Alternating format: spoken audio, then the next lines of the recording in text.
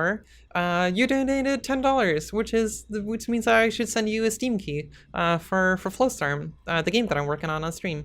Yeah, I should send that to you. I'm gonna do that after the stream because I'm in the middle of all of this stuff. Yeah, thank you so much for the support. Yeah. Okay, let's do specular lighting. Okay, so now we have the direct light, but this is only direct diffuse lights. So now we need direct specular light. So let's see.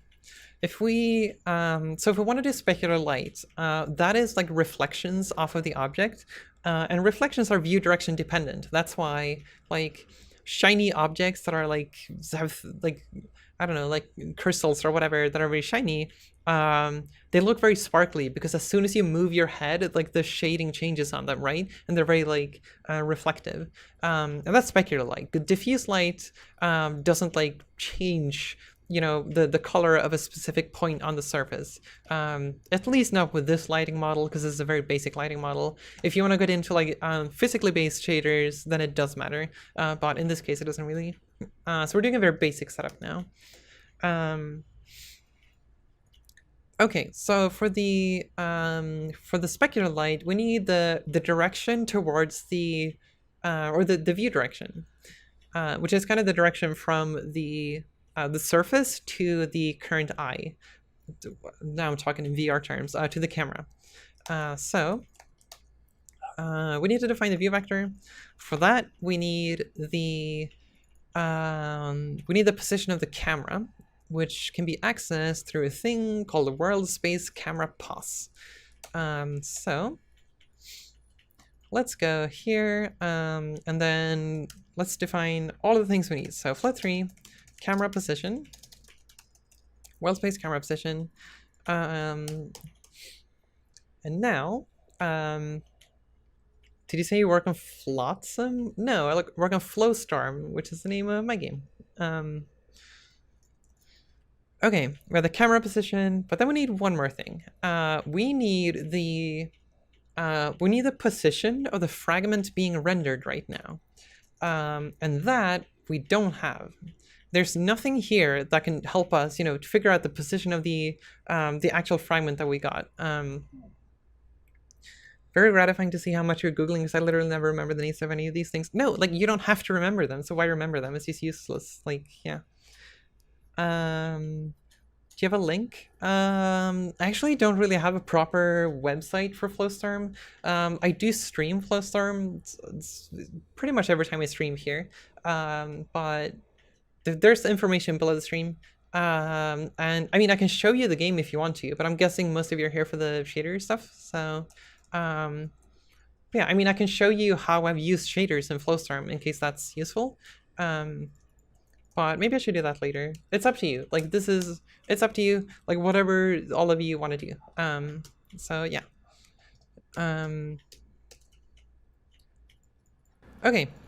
Right. We needed the current fragment position. We don't have that. We know where the camera is, but we don't know where the current pixel being rendered or fragment being rendered is.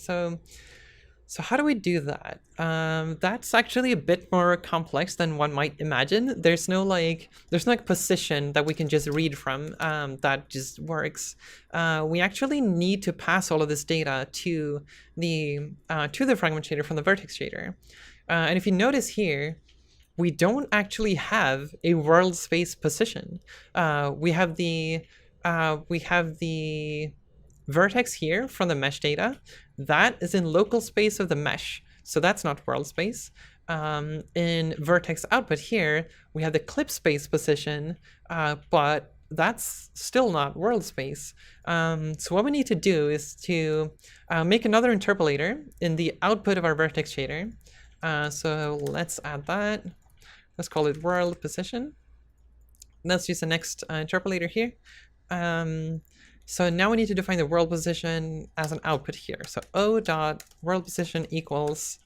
So what do we do here? So here we need to get the local space position and transform that to world space.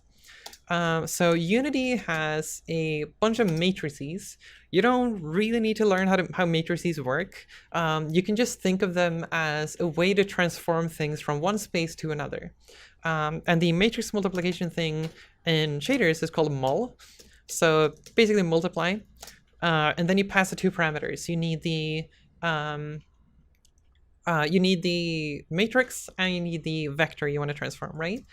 So we want the position to be transformed from local space to world space.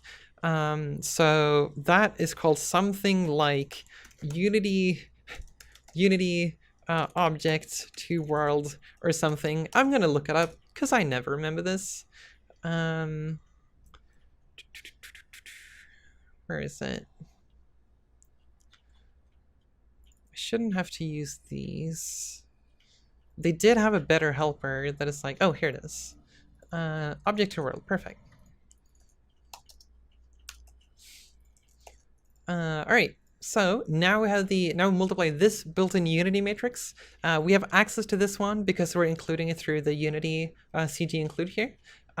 So now we can use this to transform the vertex from local space to world space, and then we have the world position of this vertex. Then we interpolate that because it's an interpolator, and that gets sent into the fragment shader. I'm going to explain why they're called interpolators very, very soon, because we're going to run into an issue soon where it matters a lot. All right, thank you so much for the follow. I cannot read Chinese, but I would say your name otherwise, but thank you for the follow. All right, so... right, okay, so we have the world position. Now in the vertex shader, we're passing it on through the output of the vertex shader. Now we need to read it in the fragment shader. And as usual, to debug, I usually just, throw in a return. Return, float for, and then we throw in whatever value we want to debug. In this case, it's o.world position. And alpha can just be whatever, it doesn't matter.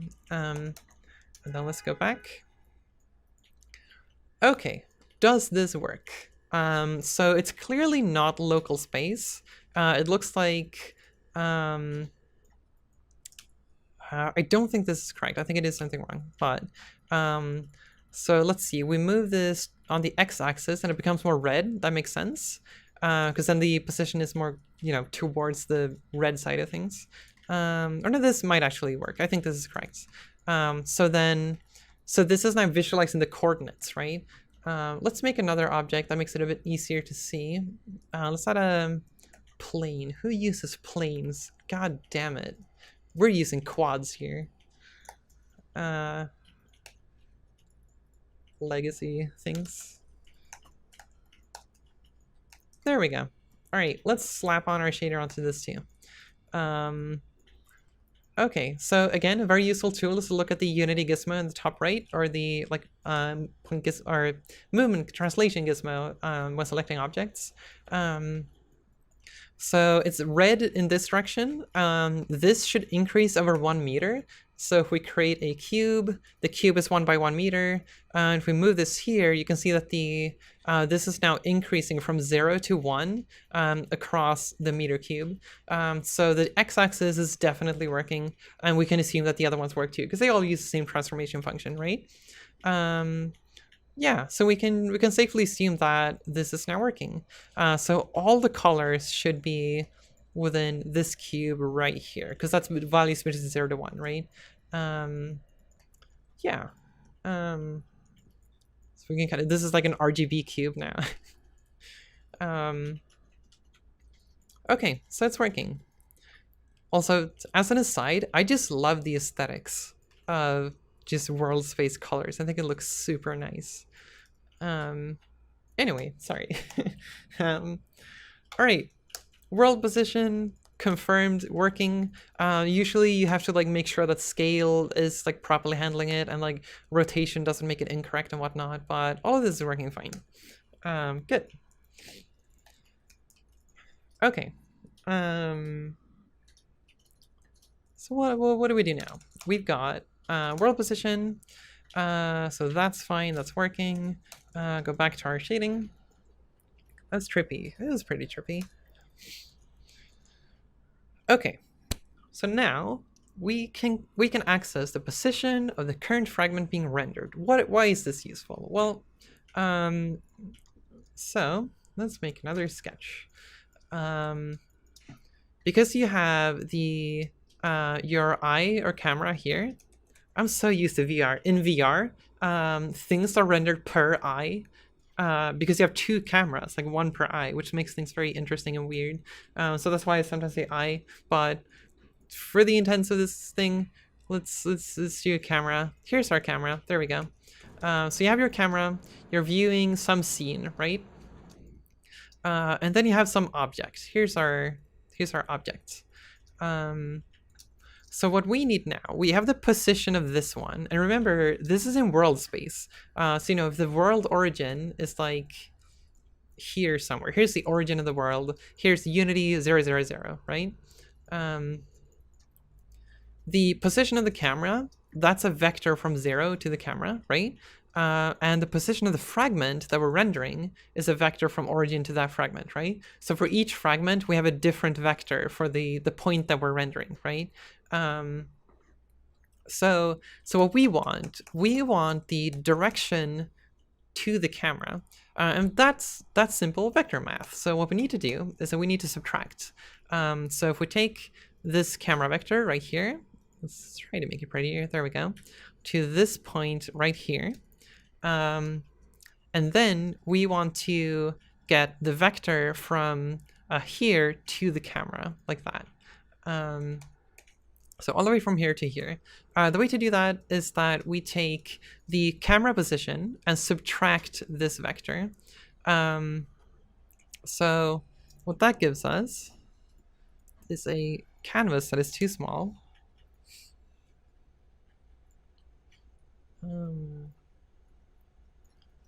There we go. That's not the same color.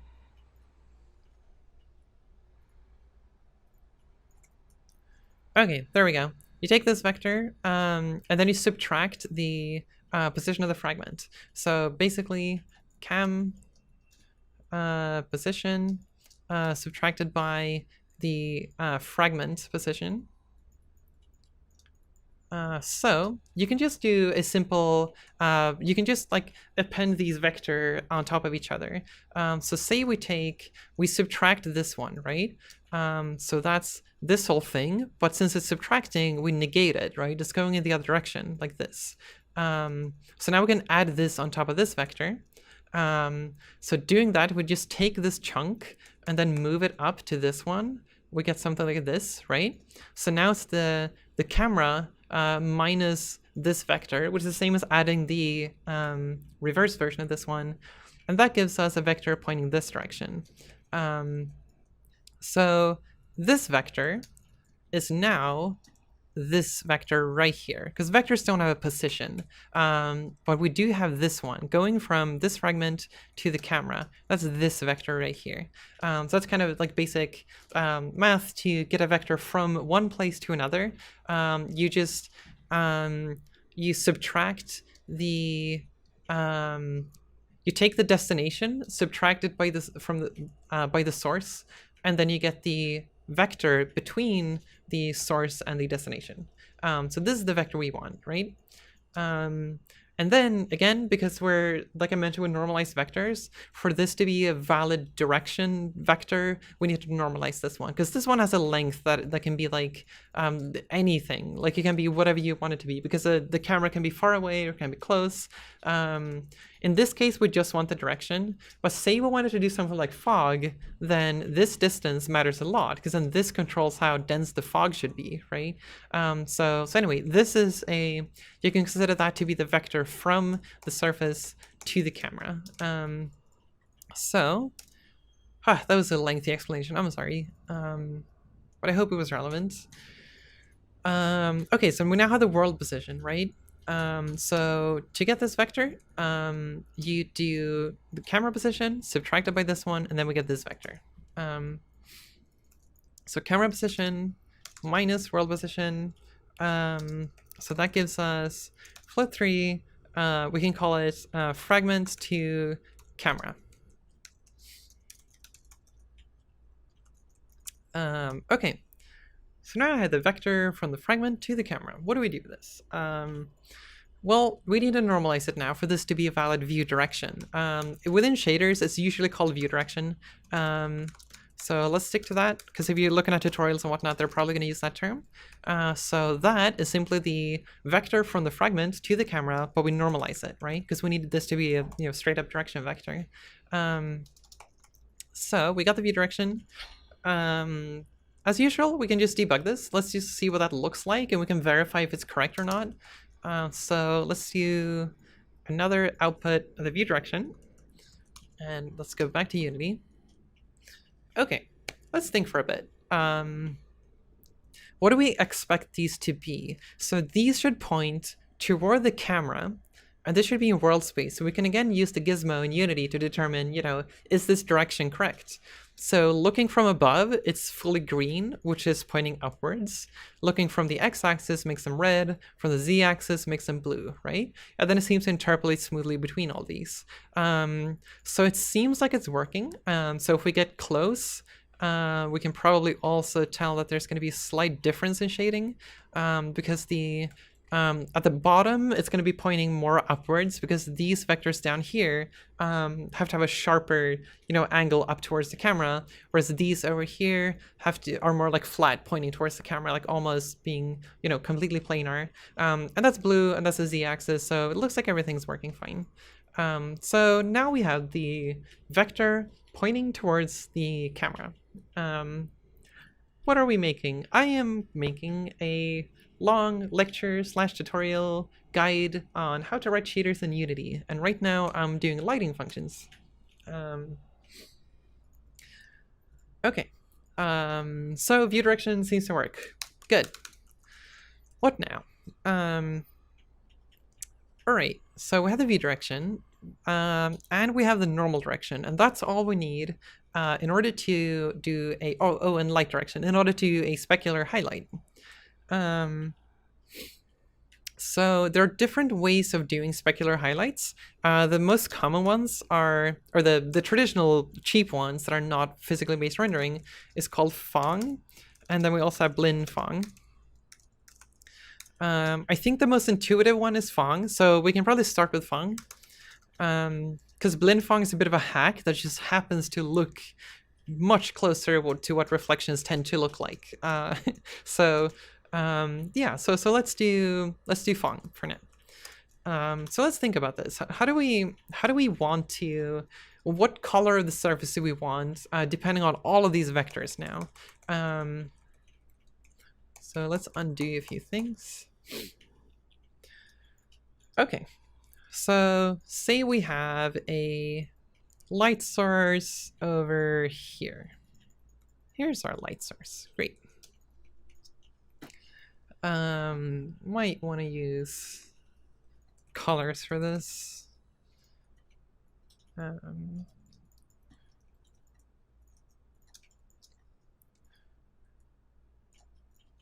we go. Think about the follow.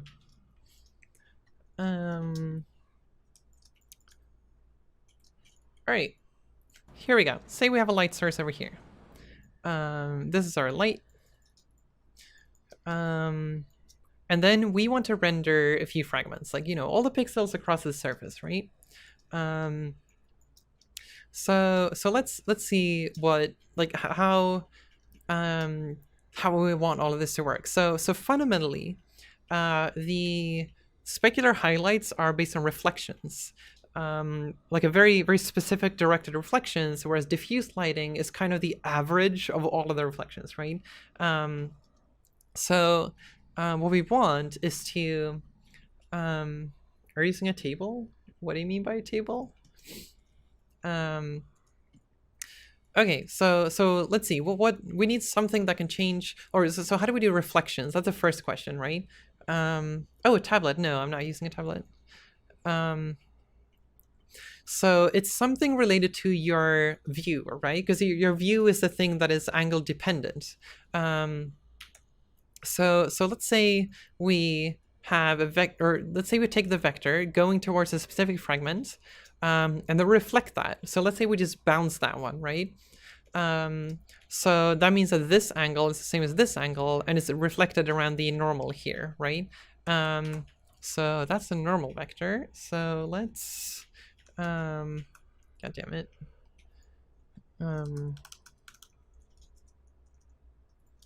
Here we go.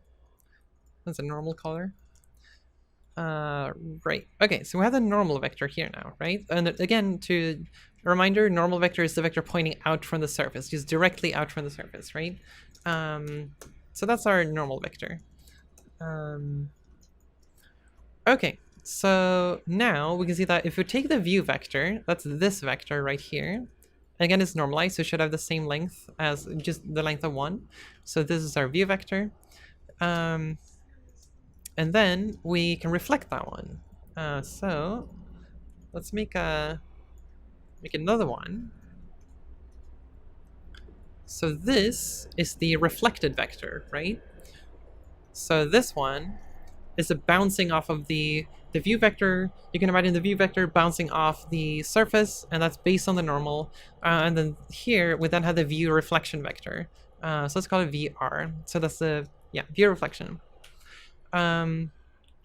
So what we can then do is that we now have the direction to the light source, right?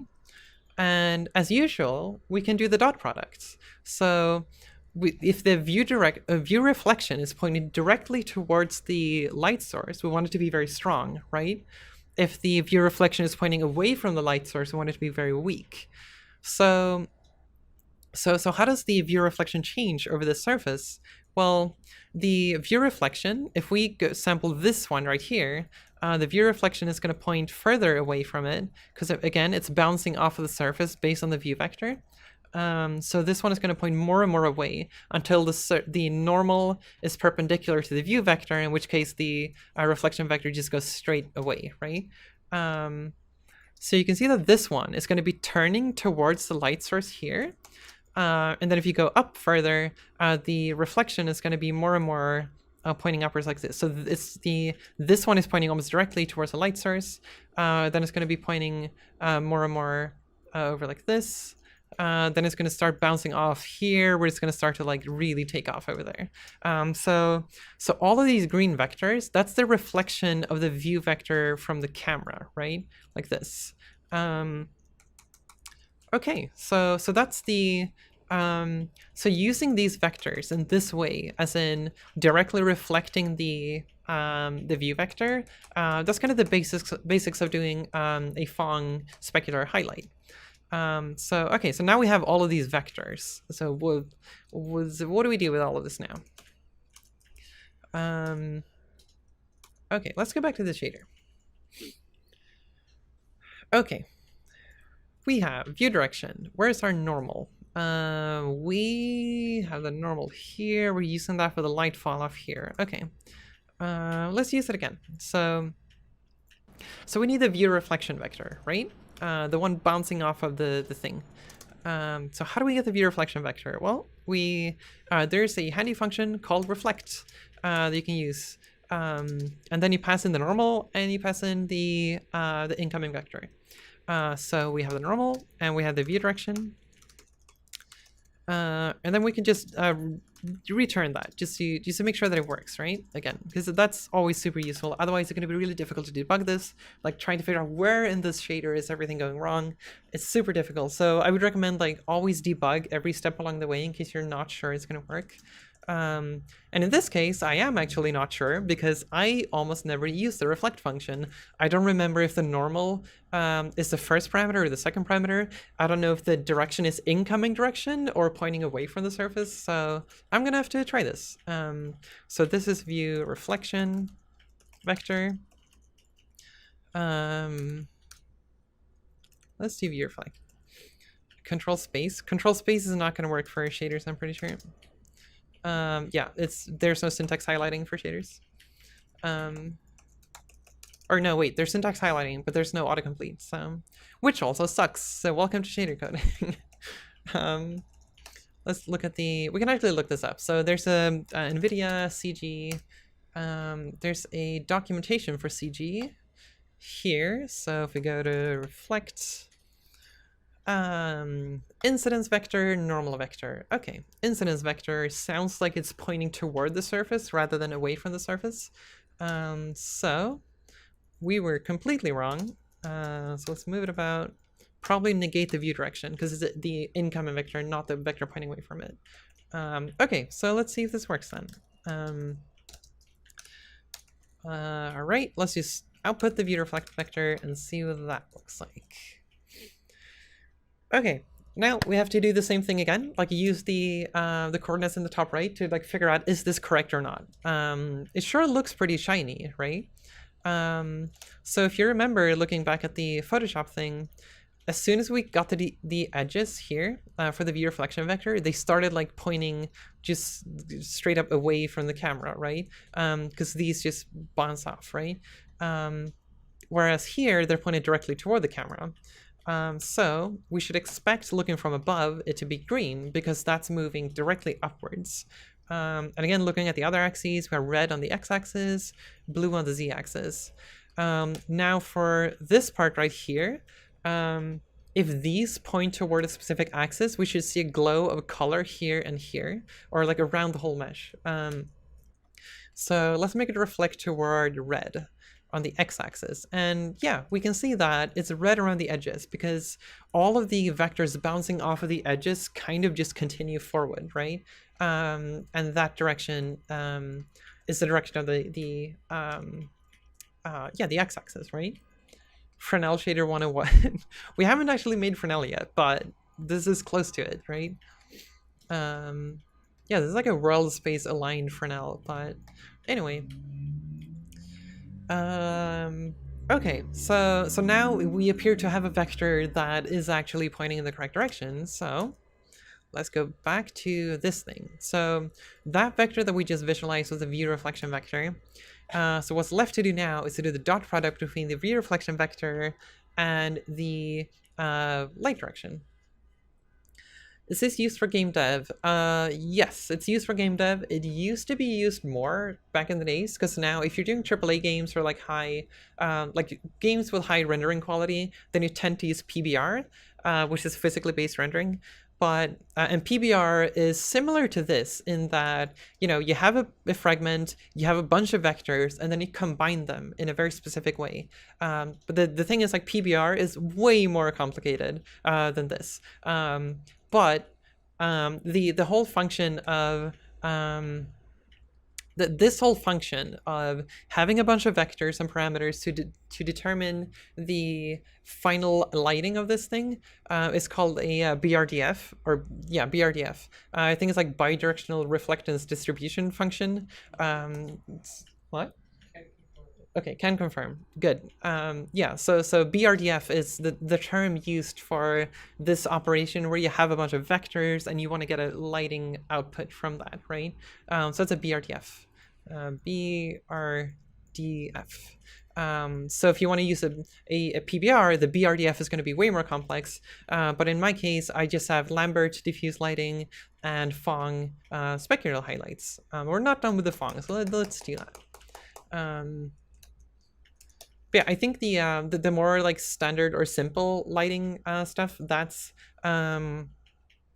probably still used. Probably not much in like I mean, probably not in like the very high quality games. But if you go for mobile games, high quality, I mean like very advanced rendering type of games. But if you go for like a mobile game or like any game where performance is a very like sensitive thing, you might want to use like these more simplified functions because they're way cheaper, right? Why do we create a vector from the object towards the light and towards the camera, not from the camera to the object? Oh, why the vectors are pointing in this direction?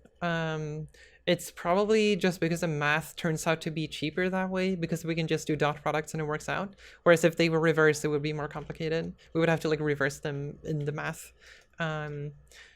Anyway, now we have the view reflection vector. We know that this works. Now we need to do the dot product between the view reflection vector and the lighting vector, right? Or the light vector, like direction, I should say. So let's go back to the shader code. Have view reflect direction. Okay. Float, specular, let's call it specular fall off was the term I used for the other one.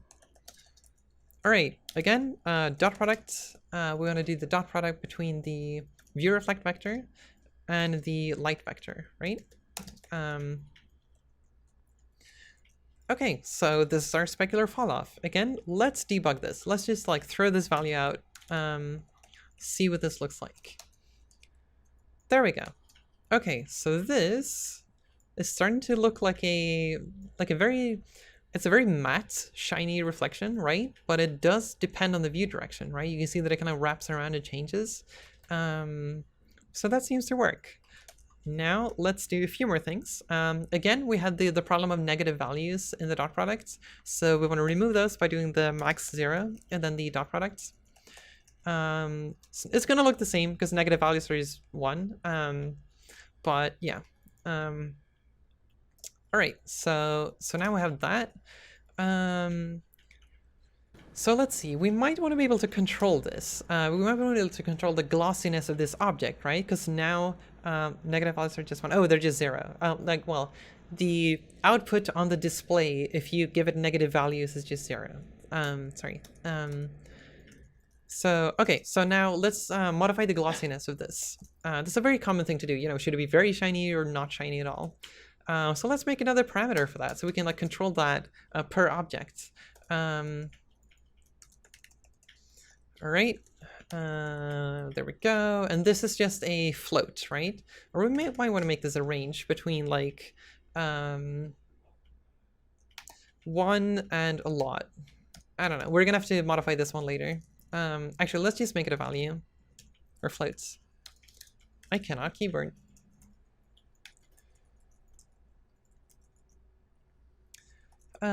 Okay, so now we have a parameter so that we can change the gloss. So I saw shader stuff and so I clicked welcome to the stream of shaders.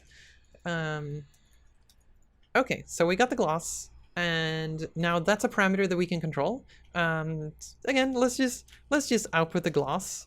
Let's see what that looks like. Right, we need the variable for the gloss. Right now we didn't define that. So like the color, we also need the variable inside of the shader itself. And this is a float. And let's see if that works. There we go. Where's the song tracker? It's broken because I have a different computer and I didn't have time to set it up. But you can do !song in case you want the current song. All right, so this is now outputting 1. So if we look at this, shader right here, or this material, we can now modify the gloss value. So if I lower this one, it gets darker on this material, which is what we would expect, right? Because we just returned the gloss now, and 0.5 is darker than 1, and so forth, right? So that's working. We now have a way to control gloss. So how do we control gloss? How do we actually make that? The easiest way to set that up is to do a power. You take the power of, let's see, you take the specular fall off and raise it to the power of the current gloss value. And then you have modified that one. So modify gloss. There we go. So now we're basically taking the value, raising it to the power of the gloss, which is, you know, if you do some value to the power of 2, the 2 would be the gloss value. Like mathematically, that's what we're doing. All right. So now we have the specular fall off, and let's see what that looks like. Recompile. And then let's go to this shader right here, and then see what happens when we change the gloss value. So if we go very low, we get to incorrect math. If we go very high, you can see we get to a very shiny little highlight, right? And that's what we want, right? All right, so now you see we got this little specular highlights wandering around the way that we want it to. And that's pretty good. So let's change the gloss value of all of these to be somewhat high. Let's have one of them be matte, because why not? So why is my... Why is everything reversed? There we go. That's better. Right.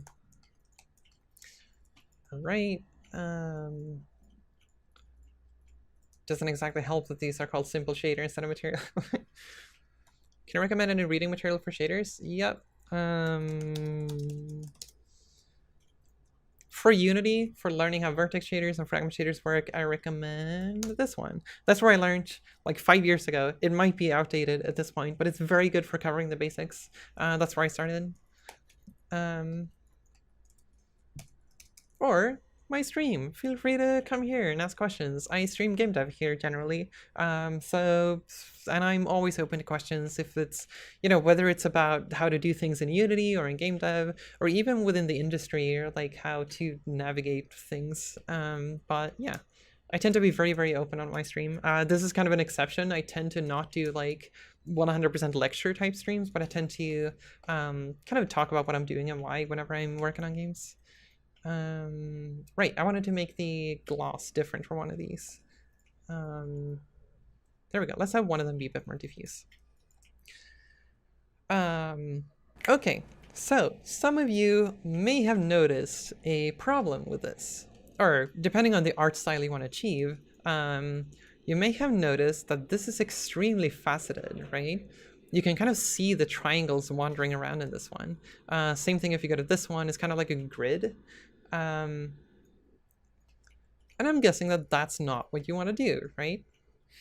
So now we're going to talk about interpolators. Interpolators are important. You need to know how they work. The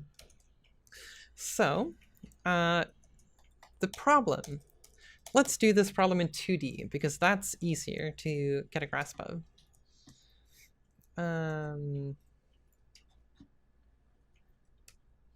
Actually, let's keep this color palette. That's useful.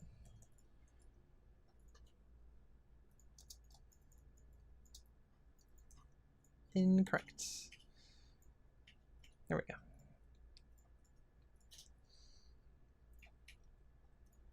All right. Now let's talk about interpolators. Okay, so you have a mesh. We're looking at the mesh from the side now. We have vertices, right? We have edges going between the vertices, and so forth. Maybe this is a very low poly sphere or something. So this one is just got 5 edges around the whole thing. But this is a low poly sphere. We want this to look like a sphere and just look like a sphere, right? So this is a smooth shaded thing. So if we go to Maya, for instance, we create a sphere, it would be equivalent to, wait, where's, oh, there we go. I mean, something like this, right? Like a very, very low poly object, but you want it to be smooth. So we soften all of these edges. There we go. So like I said, this one is like more smoothly shaded, even though it's super, super low poly, right? So this is kind of the situation we've got now in this example. So this is a more extreme version of the problem we had with the spheres in Unity here, because these are a bit more high poly, a bit more, quite a lot more. Okay, back to Photoshop. So, now, the way things are structured in shaders, remember that we have the vertex shader, or basically we have the mesh, right? We have the mesh data. We have the mesh data, that one sends data to the vertex shader. The vertex shader passes that on to the fragment shader. There we go. So we have this kind of pipeline of things being passed to another thing, right? So if we go back to Maya, if we look at, where are the normals? They are just per vertex, right? The normal between vertices is just not defined. It's not data that exists in the mesh. We just have it per vertex. So what we got is that each vertex has the normal data, right? So we have a normal here. We have another normal here, because this is smooth shaded, right? So we have a single normal, that's kind of the average of the normals of the faces next to them, right? If this was a hard edge, we would have two normals. One pointing in this direction and one pointing in this direction, this belonging to this surface and this belonging to this surface right here. But this is soft edge thing, or yeah, soft shaded thing. So this one is gonna have normals just pointing like out in this direction, right? Okay, that all makes sense, right? So far so good. Now, remember that the mesh data to the vertex shader, that's just passing data along in a very normal way, right? But when we go from the vertex shader to the fragment shader, there's something that happens. And that is because we have this triangle and we have vertices on each corner, right? Now, the problem that appears, or that is in front of us, is that we have a normal for this one. Like, we do have a normal vector here. We have a normal vector here, we have a normal vector here. But the question is, what is the normal vector in this location? So, so this is why the, whatever you've passed from the vertex to the fragment shader, those data fields are often called interpolators because we don't have data here. We don't know like what's the actual normal inside of this triangle because these can point in various directions, right? So what happens is that there's a blending function that takes all of these, all three normals into account when trying to figure out, you know, what's the normal of this point right here? What's the normal of this point? What's the normal of this point? And so forth, right? So what it does is that the closer you get to this one, the more it's going to resemble this normal. The closer you get to this normal, the more it's going to resemble that, right? So if we visualize that in 2D, we have this vector right here, and then all of the other normals are going to lie along this line right here, because it's a linear interpolation. So the center normal here is just going to point like this. This one is going to be slightly angled like this. This one is going to be angled like this, and so forth.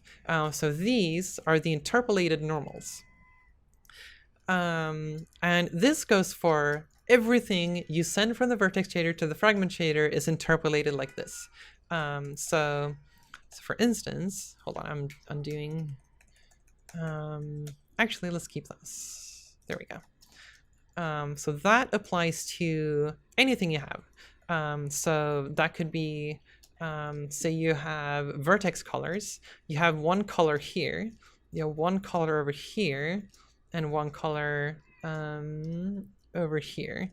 So then if you ask the question, what's the color like here, for instance, it's going to be a blend between these two colors. So we're going to get, so I don't, hold on, this color. So now you can see that this is a color that's like a blend between these two.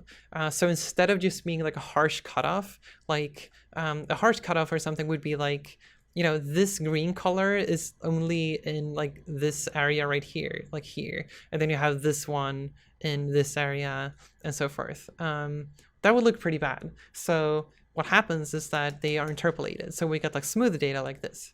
That way they are kind of like, yeah, properly, we can properly get that color per pixel, right? So that has a side effect. So if we go back to this one right here, remember that normals have to be of length 1 for them to be valid in all of our lighting calculation, right? So if this one is length 1 and this one is length 1, but we interpolate between it, then what's going to happen is that these are going to be too short. This one is going to be slightly shorter, because if you imagine something like a square here, and you have the normals pointing in the diagonal like this, too short like Destiny. Wow, all right.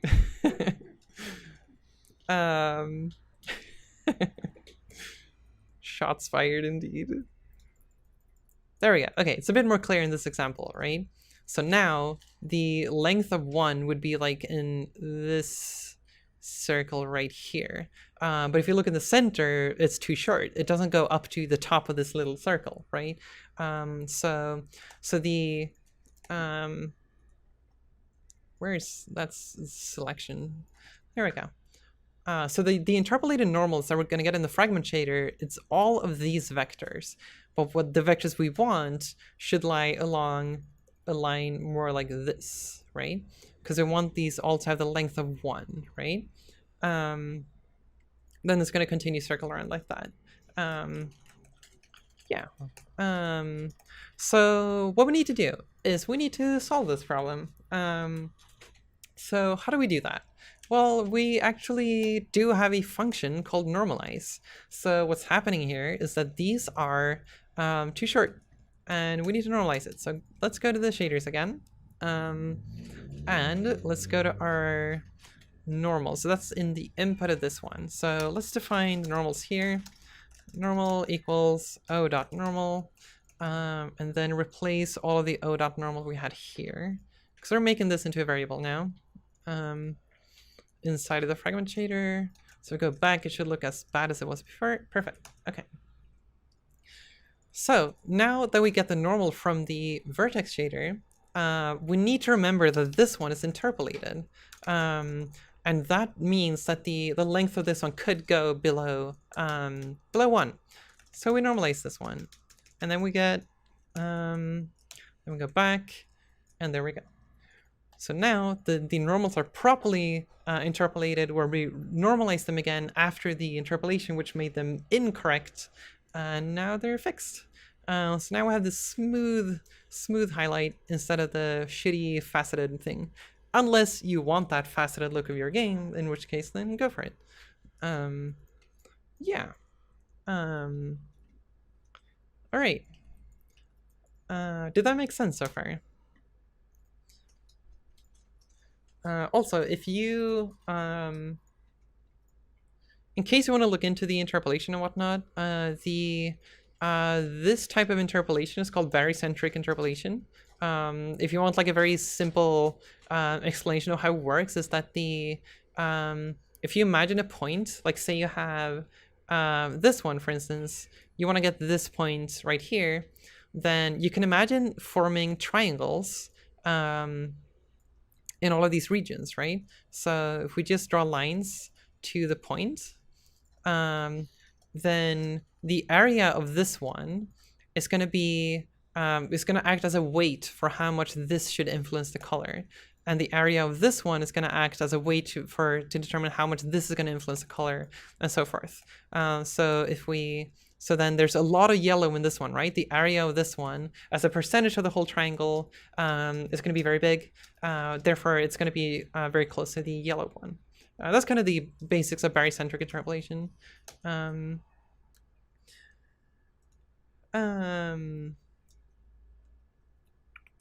Oh, show the code again? Sure. Let's see. Thank you for the follow.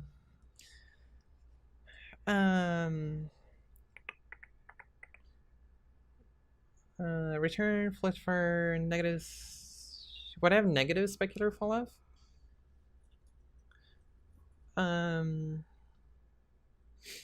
Playlist link? Sure.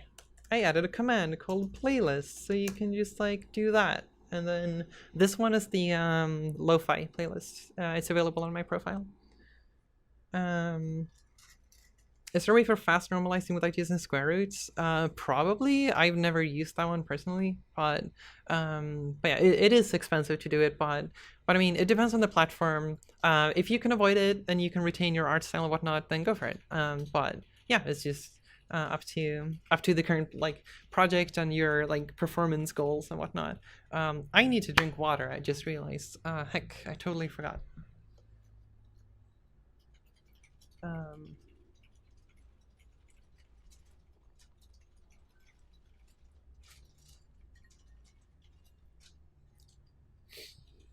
How are you thinking about the direction we're going so far? Is it useful? Are you feeling like you're learning stuff? And there's just something that you feel like I didn't cover that I should cover?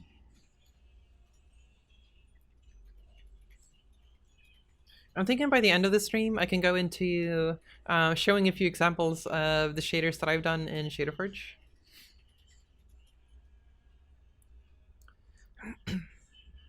Is normalize the only interpolator, or are there more? Find out what interpolators are correctly. Oh, so the output of the vertex shader, all of these are interpolated. So these are interpolators. We have 3 interpolators in this. Well, 4, I guess. So 4 interpolators.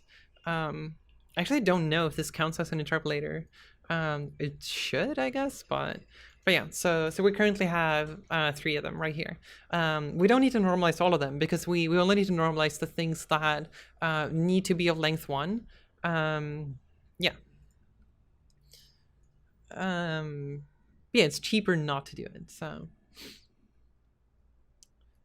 will the video be available tomorrow? I'm not sure. The stream crashed earlier, so I might have lost the very first bit of the stream, which I really hope not. But it's going to be available on Twitch. The only problem is that Twitch is probably going to mute part of the stream because of the music. But I'm going to upload it to YouTube as soon as I've been able to recover the first one and combine all of the other things, right? Does Unity automatically normalize your flow3 if the keyword is normal? I highly doubt it. So we can try, I suppose. So let's go back to this one. That's incorrect. Also incorrect. Too many things running. There we go. Okay, it's faceted and bad. Back to this one. Normal. No, it doesn't do that.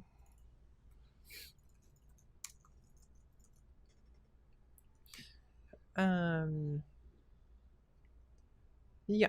I'm gonna try to recover the video as much as possible to see if we can yeah, get it working again.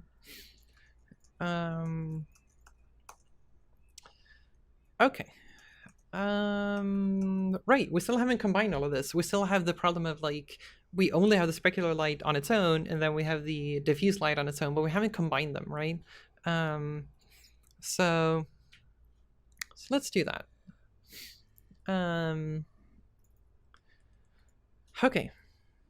Do you say recordings from OBS directly than before doing FLV? FLV can be trapped into modeless footage. I can't do FLV because FLV doesn't support multiple audio channels. I do MOV, I think, MOV, because MP4 had some issues where it didn't support, or didn't like work with the audio channels for some reason. Like it says that MOV is not recoverable because it's like broken, but I'm thinking there might be some tool where it's like, oh, I lose some header data, but I might be able to like reconstruct it if I just supply some data manually. If there's a tool for that, I'm guessing. So that's what I'm going to look into. It might work. I don't know. I don't know how that file format works, but there should be some form of data that I can convert to correct stuff, I'm guessing. Unless that header had compression data, in which case it's over.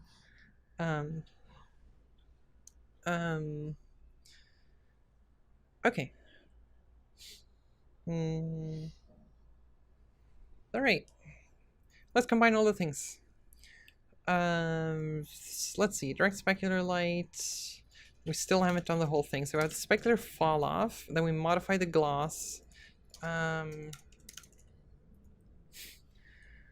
Okay, so this one still isn't colored by the light, so we need to do that. So specular fall off. Let's multiply that by the, actually, let's do direct specular. That should be a variable. Direct specular equals specular fall off multiplied by light color. Or wait, we had light color up there. Good luck. Thanks, Afrast. Let's see, these are kind of not directly related to diffuse anymore. Okay, so I had direct specular about ambient light. Okay, so we just need to composite this now. So let's comment this out. And then in the compositing step, we have diffuse light, that's multiplied by the RGB color, and then we add the direct specular light. There we go. That should be it. Oh, we forgot to normalize the thing. That's not where you normalize it. That would actually not help at all. There we go. So now we got some heckin' spheres. We can tweak the gloss value if we want it to be super shiny. And yeah, that's the basics of that.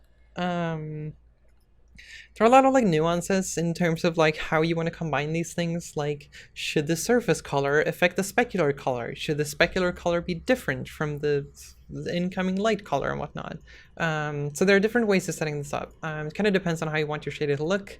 In PBR, it like depends a lot on whether or not it's metallic, or if it's like dielectric. Yeah, so there are a lot of factors that go into like more advanced lighting functions, but yeah, that's kind of the basics, I think. And not the same thing again. Okay. All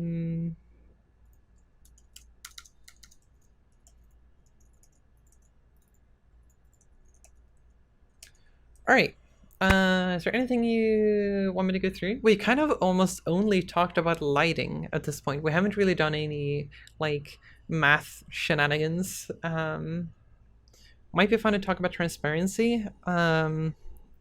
Sure. Transparency is generally not fun because there's a lot of issues with sorting in transparency. But yeah, we can definitely talk about that. It's actually like the general concept is blending. We haven't even talked about that. So yeah, we could do that. Or texturing, sure. Oh yeah, textures. Is cell shading a quick thing? I'd love to see if it's fundamentals. So yeah, that would probably be pretty straightforward. Basically what you need to do is you threshold the lighting.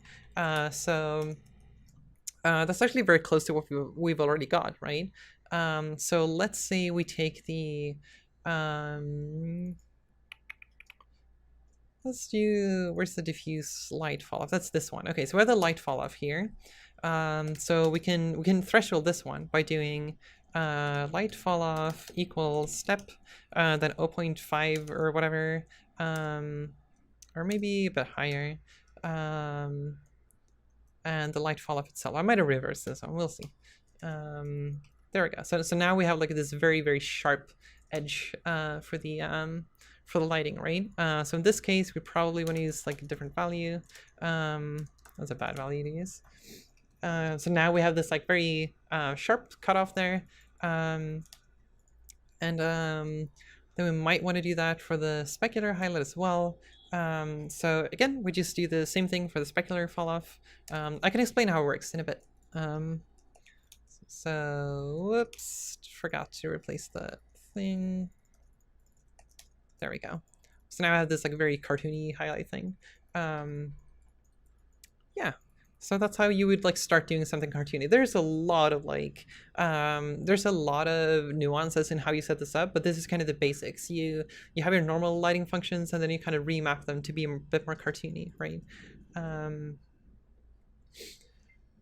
You make the gradation between the shades sharp instead of smooth. Yeah. Can you explain how step and smooth step work? Yeah. Okay. Let's do this. So might explain this in a bit too mathy of a way, but I think it's useful. So let's say you have this value between we have 0 and 1 here, 0 and 1 here. I say it's linear, so we got this graph right here. If we want to change this one so that so right now, let's say we have values between 0 to 1, and then they just go in a linear blend. That's just going to be a gradient. Actually, I can show that in a much better way. Hold on.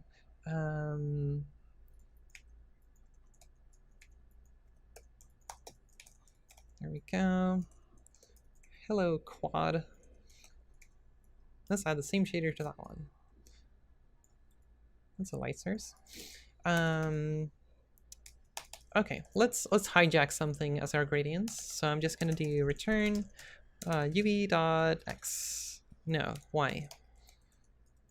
Okay. Say you have this gradient, right? This is similar to what we have with the lighting. We have a value going from 0 to 1 or something. Or in our case, I guess I went from like -1 to 1, but okay, so if we want to make this a harsh cutoff instead of a soft one, we can use a thing called step. So what step is that it's kind of like a comparison. It's kind of like if value is less than, let's see, like if A is less than or equal to B, return 1. Else, this is return 0. It's something like this. I might have reversed the less than greater than, but this is kind of what the step function does, where you have step A and B. So say we want to threshold this value now, then we can do step UVY, and then we have some threshold. So let's say we want to do 0.5, that should be in the center, right? So we recompile, and now you can see that we have a harsh cutoff in the center, extremely just sharp. Yeah, and then if we move this one to 0.25, it's going to shift. So this is kind of just a very simple way to say values above this should be 1, values below this should be 0. That's it. It's a very simple like way to blend those things, or to change the fall off of something. Smooth step is kind of unrelated, actually.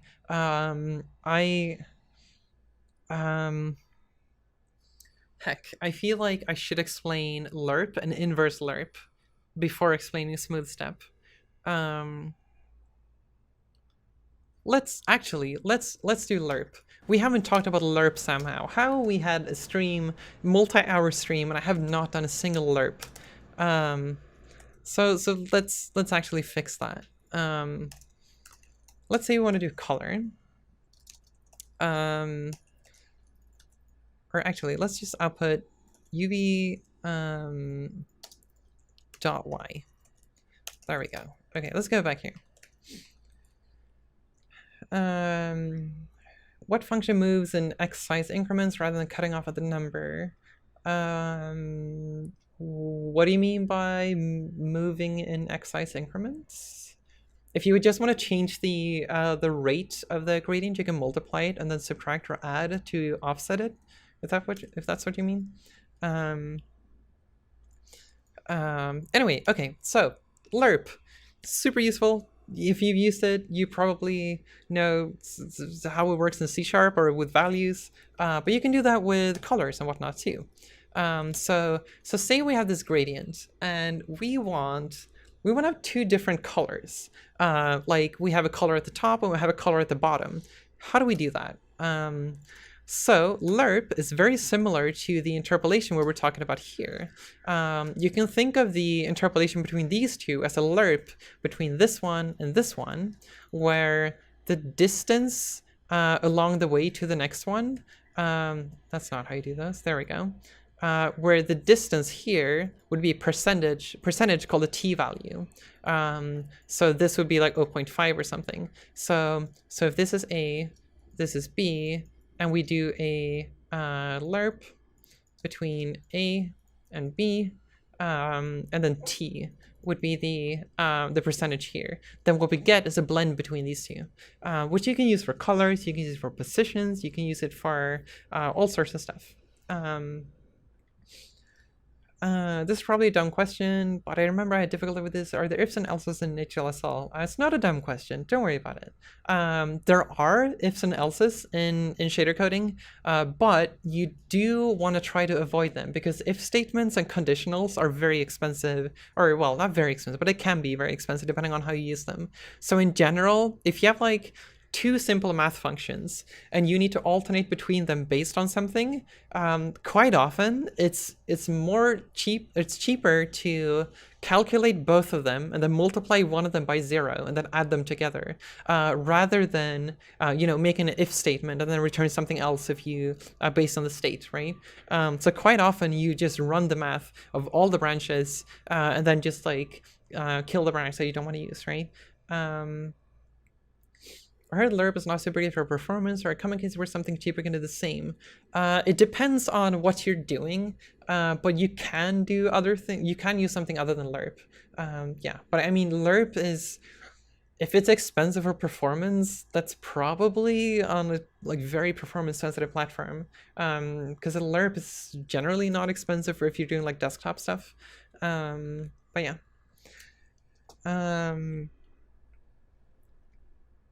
To me, step takes a linear 0 to 1 and makes it oh, you want like incremental steps from like with like, okay, so 0.1 step size. Okay. That's a bit of a different thing. You can't do that using the step node, or it's a node. I'm not using a node-based editor. You can't do that using the step function. There are ways of doing that though. I can show that if you want, but I just want to go through lerp first. Okay. We want one color at the top, a different color at the bottom. How do we do this? Well, first we need the two colors, right? So again, float3, RGB, color, color A equals, and then we get a value. I don't know what color we want.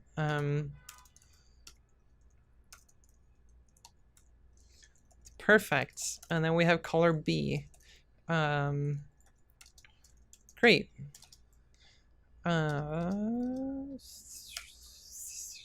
There we go. Okay, we have two colors. So let's blend between these two colors, and we do that using lerp. So float3, blended colors. Let's just call it blend. So that's going to be a lerp, which is short for linear interpolation. And then we interpolate between color A, color B, and then the t value is going to be what controls where we want A and where we want B, right? And in this case, we want to use the y coordinate of the UV because we want, down here we want one color, up here we want another one, right? So this is going to be our t value for the function. That's the third parameter of the lerp function. So we give that one uv.y, and then we output the blend. So now, yeah. Now we should see something that's like the blue at the bottom and then something red and purple-ish at the top. And we need to fix that first. And we need to float 4, not magenta all over. There we go. Yeah, so now we have a gradient between two colors. So this is something that lerp is super useful for. So now all we did was define the two colors at the top and the bottom. And then you take these two colors, interpolate between them based on the UV coordinates here. And then you get those. What's the lerp function do? It's an interpolation. It blends between these two based on the third value. That's what it does. Yeah. All right. Aesthetic. It is pretty aesthetic. Why float3 blend 0 and not blend? Because we're returning a float 4 in this whole function, and blend is a float 3. So we need to define the alpha channel as well. So I don't think we can do this. It's going to be sad now. Yeah. But yeah. What's the difference between normalization and lerping? They're very different. So what we did here was that we were lerping normalized vectors, but normalization is a different concept in and of itself. So normalizing means that you take a vector, you make sure that its length becomes 1. If it's too short, it becomes 1. If it's like longer, if it's too long, it becomes 1, right? So it just shortens, and if it's too short, it extends. Yeah, anyway. So normalization is you take a vector, normalizing makes it have the length of 1, but it has the same direction. Unless it's 0, like 0, 0, 0, in which case the normalization is an invalid operation. But yeah. Linear interpolation is just that you have one thing and then you blend it into another thing, whatever it is. It could be vectors, it could be colors, it could be positions, it could be anything. Yeah. It could also be simple values. Okay. So now we can do this for like, so let's say we do have the t value here, and that's going to be our uv.y. So let's just call it t. It's still working. So now we can, let's say we do step on this one, 0.5, and now the value is going to be either 1 or 0, right? So now we get this really harsh fall off again, but with the lerp function. So now we actually get these two colors on these two positions, right? That's all well and good, right? But let's say we want a blend between from a specific place in this gradient. So let's just view the t value now. So now this one is a harsh fall off. What if we want this to be a bit softer, but the step function is too harsh? So, and this is too soft. So let's say we want the gradient to be between somewhere here and somewhere here. Then we need to change the range of this one. So in order to do that, we kind of need to do the opposite of lerp. So what do I mean by opposite of lerp? So okay, let's do some. This is going to get a bit math heavy, so apologies for that. So if we want to write a lerp function, let's say lerp didn't exist in shaders and we had to write our own. Make the shapes rotate. That's going to get complicated. Let's say we want to make a lerp function between float3 values, which would work for colors, right? My lerp. There we go. Then we have float3a, we have float3b, and we have float t value. The t value is always just a float, right? It's always just a percentage. Okay, so if I want to make a lerp, the mathematics for that is pretty straightforward. So then we want to return t multiplied by b, and then we add 1 minus t multiplied by a. I'm pretty sure this is the lerp. To make sure, let's try it out. Let's see. Okay, we're back to the colors. Replace that with our own lerp. Looks exactly the same. Perfect. Okay, so this is a lerp function, right? So what do we actually get out of this one? We get a value, right? We get a value equals lerp, and then a, b, and t, right? So what is an inverse lerp? That's kind of the other way around. So we want to make an inverse lerp. What happens is that we, instead of returning a value, it returns a t value, and then we give it a value. So basically, in more like practical terms, it's like you say, I want this value to this value to be 0 to 1. That's kind of the question that inverse lerp is answering, right? Okay, so we can make an inverse lerp function. This is something that is not really built into shaders, except for smooth step, because smooth step is actually a bit of a weird version of inverse lerp. So let's make an inverse lerp. So that's a float return value. And then again, we have a and b. And then the third parameter is a value. And that's going to be float3 in this case. Wait, inverse lerp gets complicated with vectors. So let's just do a value for inverse lerp. Value, there we go. Okay, inverse lerp, if you just do the math, reverse the whole function, the inverse lerp would be value subtracted by a, and then we divide that by b minus a, and that's the inverse lerp. Okay. Give me the percentage between a and b where v lies. Exactly, like Risperity is mentioning in chat. All right, so now I have inverse lerp. So what do we want to do with this? So as I mentioned, I wanted to change where this gradient was starting and ending, right? I wanted it to go from here to here. So I wanted to kind of squeeze it together, right? And these two values, what are they? They're like 0.75 and 0.25, right? So let's do an inverse lerp of this t value before we use it for the gradient. So let's do inverse lerp. And then from 0.25 to 0.75, and then we have that one over there. So, and then the linear gradients going through that one. And then you have t here. Can you make the blending area smaller? That's what I'm doing right now. So now we have remapped this one. So instead of being, you know, 1 at the top, 0 at the bottom, this one is now going to get squeezed together like this. So now 0 lies here instead, and 1 lies over here.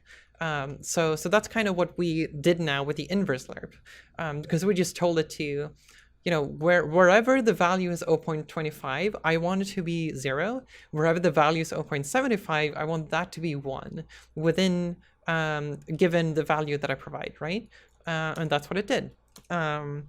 One thing that you should note is that lerp and I guess inverse lerp in general are not clamped. So we actually have values above 1 here and values below 0 here.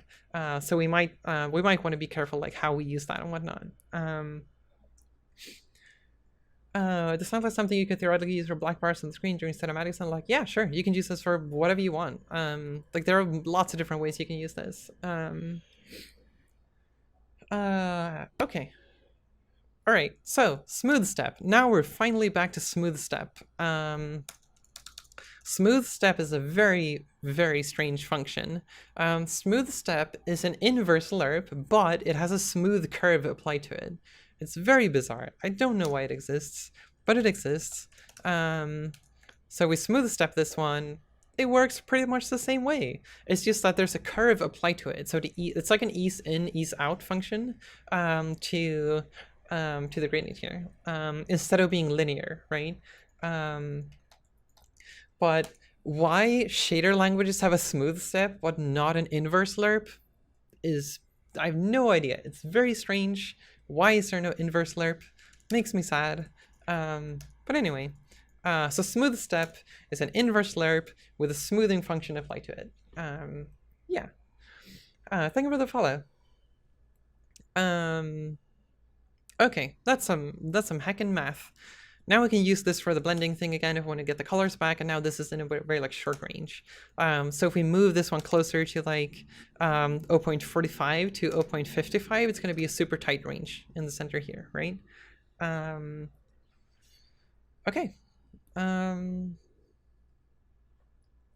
right. Did that make sense? Any questions? Any thoughts? Yeah, it is. Don't stop. Shush. We're not getting into gamma. Who was it? FemFluid asked a question. How to make this like have a step size of like increments instead of like wait, so the difference is it's not linear but ease in out kind of spline. Exactly, yeah. God damn it, Steve. Stop it. We're not talking about gamma. I agree with Kyperia in chat. What was I talking about? I lost track because of gamma. Right. The question about oh, this is cute. Right, making like a step thing that's like has a few steps instead of the literal step function, which is just a threshold, right? All right, so how do we do that? Let's go back to our gradient that we had before. There we go, and then let's just return the t value again for visualization purposes. All right. What do we do with this? We want to make this like be steppy, right? A very nice way of doing this is kind of think of it as like a rounding function that you can use, because what we want to do is we want to get stair steps instead of a soft gradient, right? So what you can do is we take this value, let's see, well, we can just do t, I guess. T equals t times 8, and then we round this value, and then we divide it by 8 again. This is a very like simple way to get like around something, but to a certain precision, right? So if we go back to Unity now, we now have this like steppies thing that's like posterized is a term that's sometimes used for this. Or you can use like floor, you can use whatever you want, depending on how you want it to be aligned, right? Yeah. Yeah, so you can do that. Why is graphic programming so much floating point? Wouldn't it be faster if you calculate integer values? Yeah, like Steve is saying, it's very much like optimized for floating point stuff. In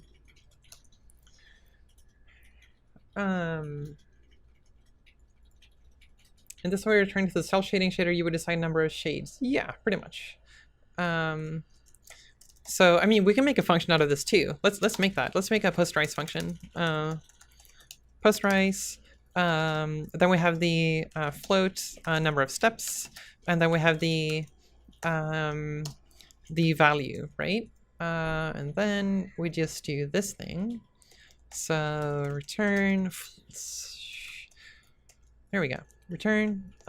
Instead of 8, we do steps, and then we have value instead of t. And then we can call the posterize function where the number of steps is, let's do 16, and then the value is t. There we go. So now we have a function called posterize. So if we wanted to, we can use this in, we can use this for the lighting if we want to, right? So all we need to do is to go to the fall off functions again, and instead of step, we now do posterize. The specular fall off, then go back, and now we have this like all of these rings, right? Yeah, probably don't want to use that many segments, but and the same thing goes for the light fall off here for the diffuse lighting too.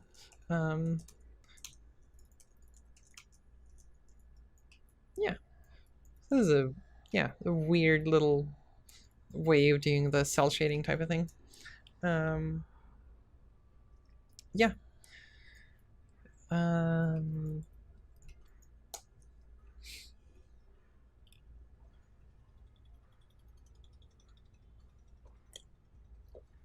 Celestial Vamp, thank you for the follow. Whew, I have not had enough water. Starting to get a headache.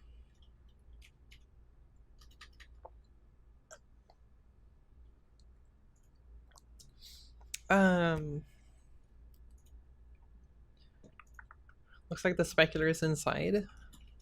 Yeah, sort of. Would be amazing rendered at a low resolution.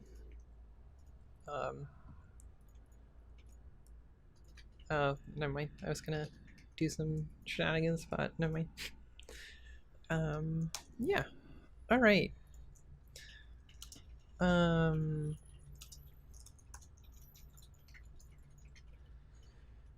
What else? Is there anything you want me to go through? Is there anything you're curious about that I should try? Otherwise, when I'm gonna round off the stream, I'm gonna try to I'm gonna show a few things that I made in my game in case you're curious about like how shaders can look when you spend more time on them. A bit off topic, what's the difference between fragmented surface shader? Try combining two shaders in one by apparently they're incompatible. So surface shader is a very, very like specific thing that Unity has set up to make to make, you know, certain things easier to do because they kind of automate a bunch of that process, right? Thank you for the follow, pizza service. Hello, Harry. I recognize you from Twitter. Thank you for the follow, Flores. Multiple light support. We haven't talked about multipass shaders. Let me double check to see if we can, if Unity has a single pass structure set up for lights.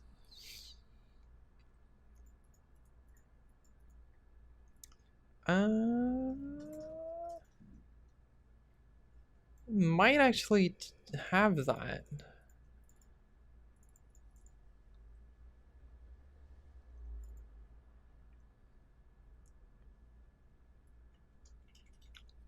Non-important point lights? You can do that. but basically that depends on your rendering pipeline quite a lot. So like if you're familiar with the term deferred rendering and forward rendering, these work in fundamentally different ways when it comes to lighting. The stuff that we've been doing now is very like forward rendering, that type of shading. Yeah, I don't know. I don't think we should go into the rendering pipeline stuff right now. Let's see. Someone asked about things affecting other things. Like if you want the, let's see. Oh, how do you do shaders that react to other objects in the scene? Right. So the fundamentally it's kind of the same thing that we've been doing already. It's just that you need to pass data into the shader. So you can use properties for that if you need like the position of the player or something for your stuff. Then you can pass that in as a thing into the shader or as a global variable. Do you want me to show you how to do that, or what do you think? Because I could do that, but it involves a bit of C# as well.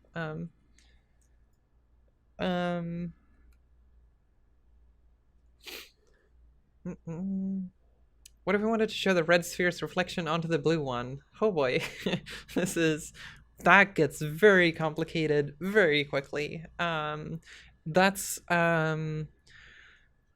There are a lot of different ways to solve that. All of them are expensive pretty much, unless you pre-bake it. Stuff like that is super not straightforward, but it's way easier to set up in like if you do like a ray traced thing, if your whole shader pipeline is ray tracing, or path tracing, I guess, I don't know.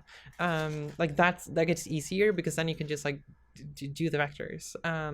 The problem is that in each shader for each object, you don't have access to the neighboring objects, right? You only have the data for that object and whatever parameters you pass into it.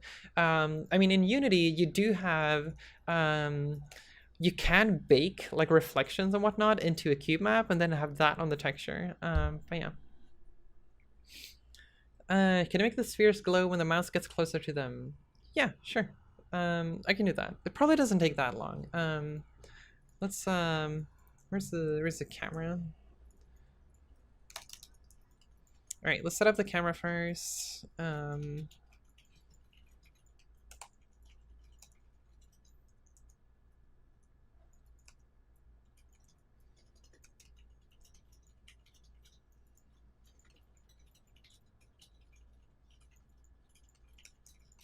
Kind of want the grid, but anyway.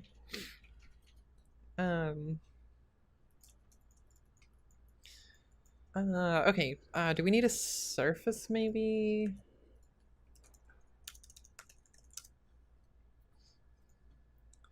Let's do that. Let's make a quad. +0. What a coordinate. Okay, we got a surface. Let's center these objects. Maybe not make them hover. Or actually, it's probably more easy to see that it's working if I keep intersecting them like this. Let's apply the surface thing to the ground like that.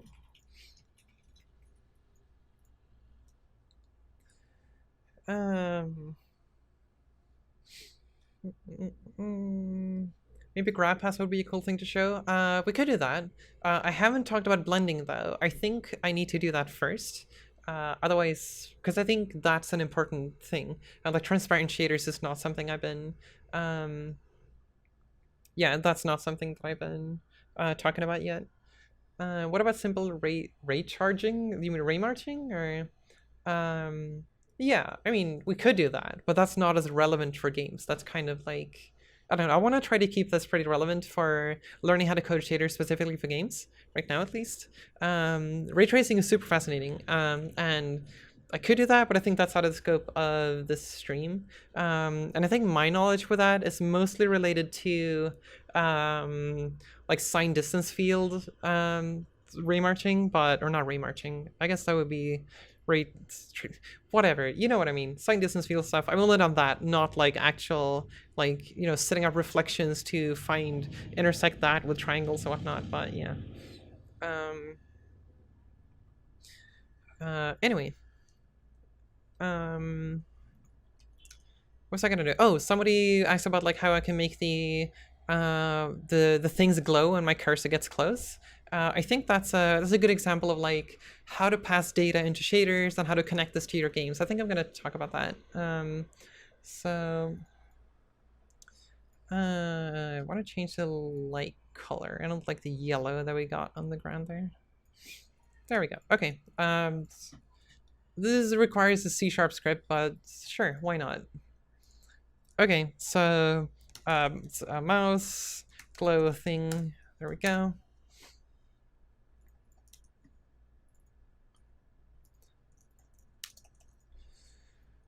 Thank you for the follow, SQPL. All right.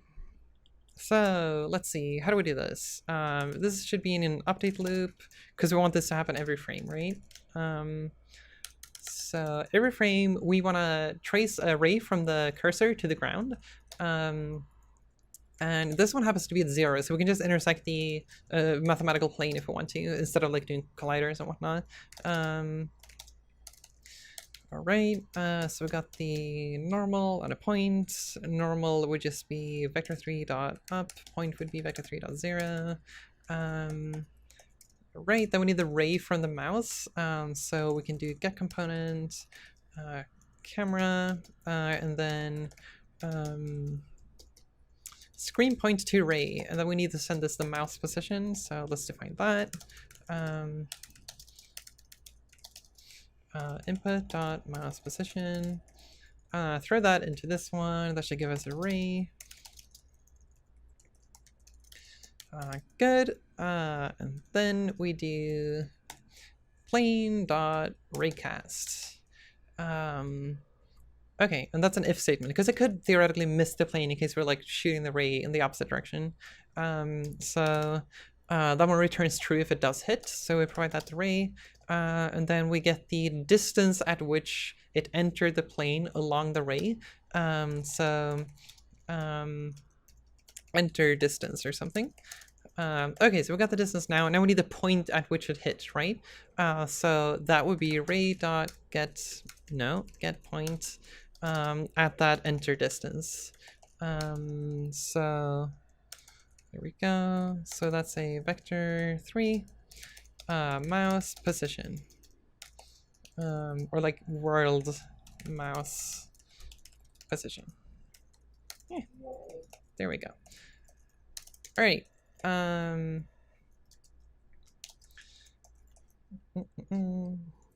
Get component inside an update function. Hey, I'm not showing optimized C# code right now. I'm just doing things to show how to pass data to shaders.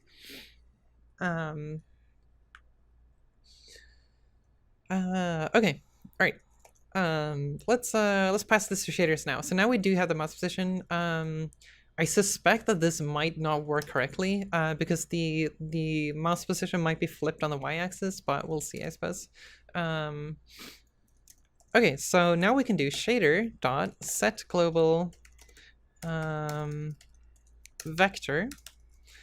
And then we need to give this an ID. There are optimized ways of doing this instead of using a string, but we're just not going to care about that.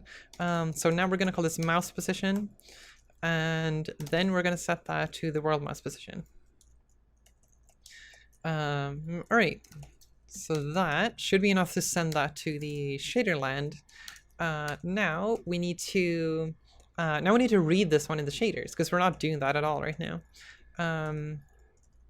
So let's go back to the shaders. There we compile. Did I attach it? I did. Simple shader. All right, so we don't need to define properties for global variables. We can just like throw them in here. So I seem to remember that you need the uniform keyword for global variables. I could be wrong, but there it is. Anyway. Mouse position. So theoretically, we should have the mouse position in world space now. I actually haven't checked if it's correct. Let's assume it is, and then we'll debug it in case it doesn't work. Okay. Thank you for the follow. Hello, kitties. Okay, so what do we do? Let's get the distance to it as the color, right? Like distance to cursor. Flossed. Floats. What is my IDE doing? Distance equals, so we just do mouse position subtracted by world position of the current fragment being rendered, right? And we'll grab the distance between those two. And that gives us the proper distance we want. So then we just return that distance and then go back to Unity. It doesn't compile. Oh, right, we don't subtract it. That would be grabbing the length of that vector, but we're doing distance. That seems to work okay so far. The shader compiles. The value is just 0 right now, which is why it's checking the distance toward the center of the world. This looks very artistic. I love this. This looks good. Nice. Okay. Anyway, the artist in me is getting distracted. Right. Let's see if it works. Hit play. Yeah, that works. So now we're tracking the mouse position. The mouse position is intersected with a mathematical plane at 0. And then that is sent to a global shader variable, and we can then read from that shader variable in the shader. So now it's like tracking my mouse position. Yeah. So somebody asked about how to make it glow, depending on where the where your cursor is. So that would just be using this distance for something else, right? You would like add some color to it or something. So we want to make it a glow. We probably want to invert this one, like 1 minus dist. And we also probably want to clamp this one so it doesn't have negative values. So saturate this one. I would probably want to have a color or something, but yeah, so now I have this glow value, and if we don't do that, and then before we return, we add the glow just straight up on top of this, and then we go back to Unity. So now we have this like glowy thing. Yeah.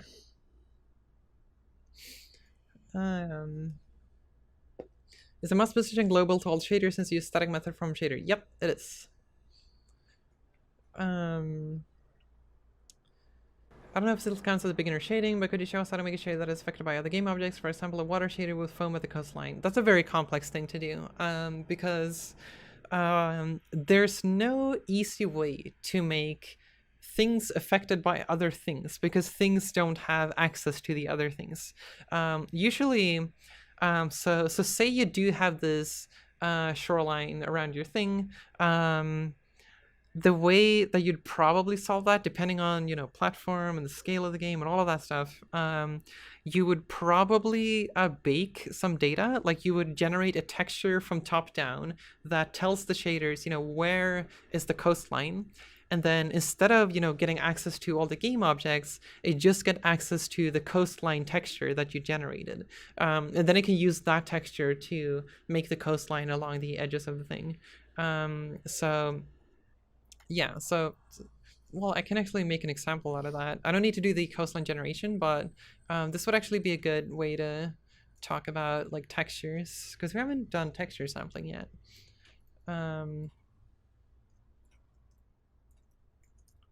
Okay, let's say you did have a mask for that. So, so the white parts would be islands in your game or whatever it is you're working on. And so forth. So yeah, let's say you have these 3 islands. This is kind of like a height map, say. So okay, we have this texture now. Let's save this and use this for something. So probably you should save it in the actual folder of the game.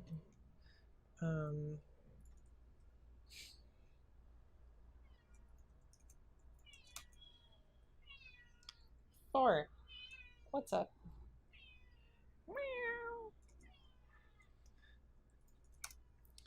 Normally before you could use a distance field gradient nodes for the shoreline thing. Don't have something similar in Unity. It depends on how you're setting it up. There's no node in... Well, actually there might be. I haven't used ShadeGraph, but yeah.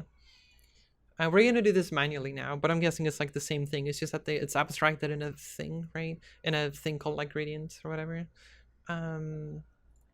Yeah, okay. So let's say this is our shoreline map. This is perfect. Is it done? No. There we go.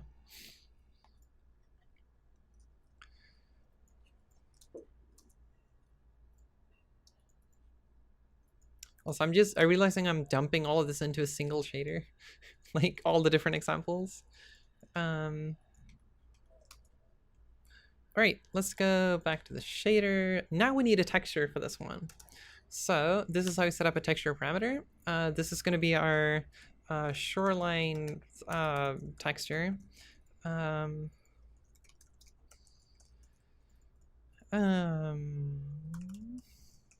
This is just the default color in case you haven't assigned a texture. This is the color it's going to use instead. Shoe line. All right, so we do the sampler. Don't need that. There's a cat on your chair. I guess it's not your chair anymore.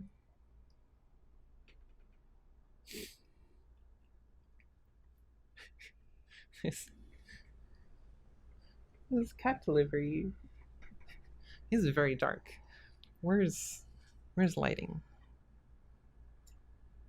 Oh. Exposure. There we go. Low frame rate. Thor pair programming. Yeah. Hi Thor. Is he just gonna be here now? Are you just gonna be here?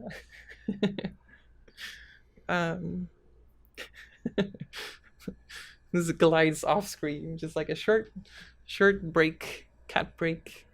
Your cat needs gamma adjustments. Yeah, I'm sorry. Gamma corrected kitty. Right. Oh, I was doing the shoreline thing. Okay, so we have the shoreline texture. Did I remove the texture sampling? Because I keep forgetting how to sample textures. Anyway, let's go to the fragment shader. That's where we're gonna use this. All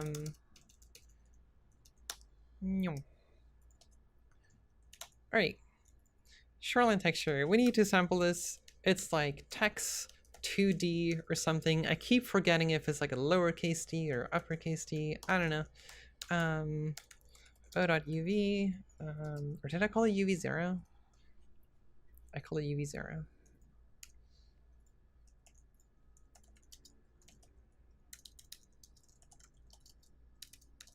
Oh, this is a reserved keyword apparently.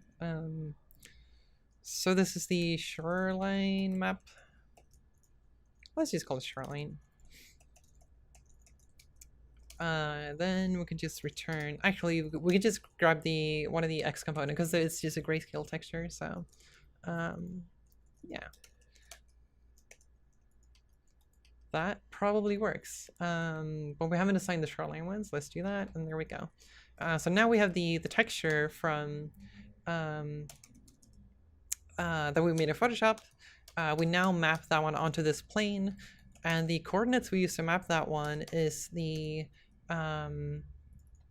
yeah, that's just the UV coordinates, right? So now we can see the case where we're using the UV coordinates to map a texture, which is, you know, the most common use case for UVs, probably. So yeah, now we're actually using this for, you know, its intended purpose, I guess. All right, so now, in your case, you wanted to have like shoreline waves or something that was, you know, dependent on where objects intersected. This texture would have to be generated by you or like, or artist authored, and then that would map onto the world of your game. So then you would have like physically islands on top of this or whatever. This is probably not going to work great without compression, or with compression, so I'm going to turn off compression. Here we go. Right. What do we want to do then?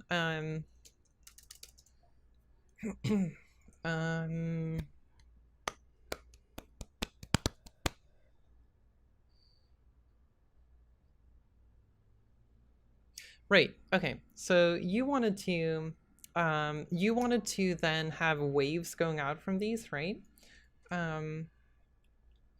If you don't mind me asking, what type of education did you have prior to working on your current game? I've been in the industry for like 8 years at this point. Before that, I did study game design, but I think I'm for the most part self-taught when it comes to Unity and shaders and whatnot. So yeah, I don't know.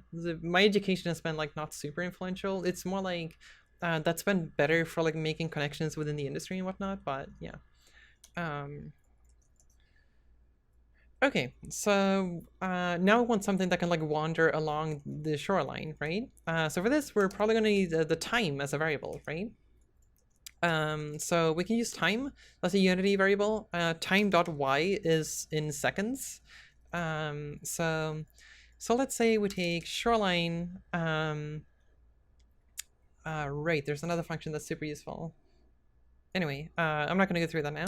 So we have time.y. We can do shoreline plus time. I feel like I should explain time better.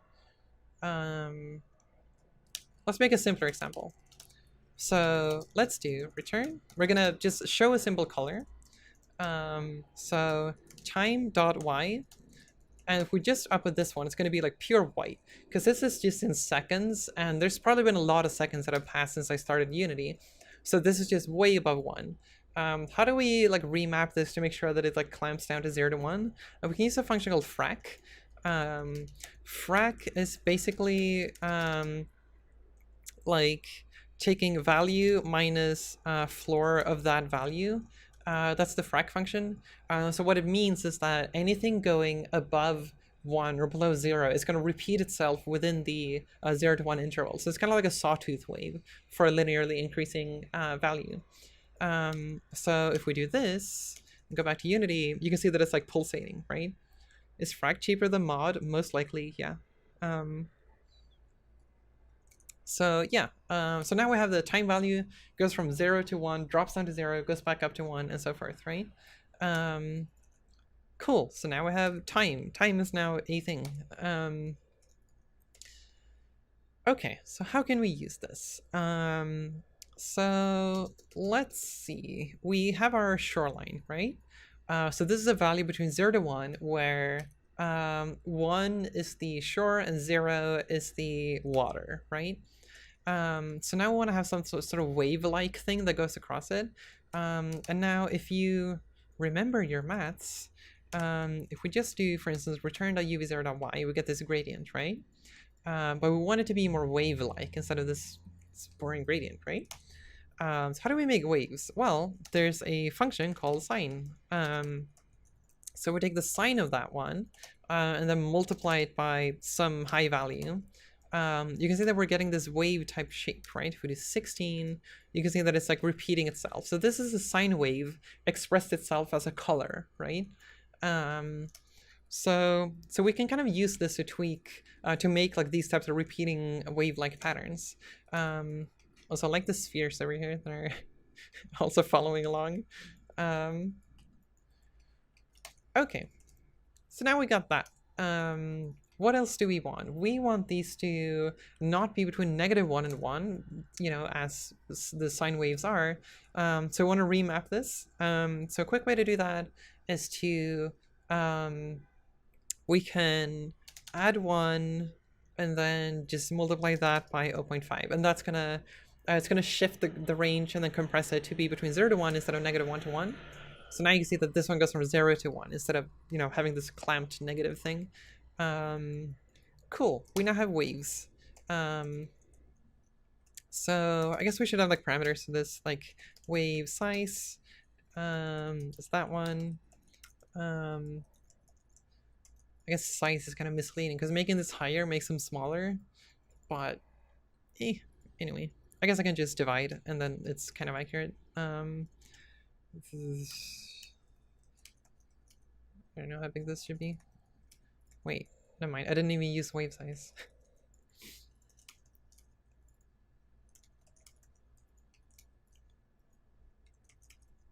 Yeah, that works. All right.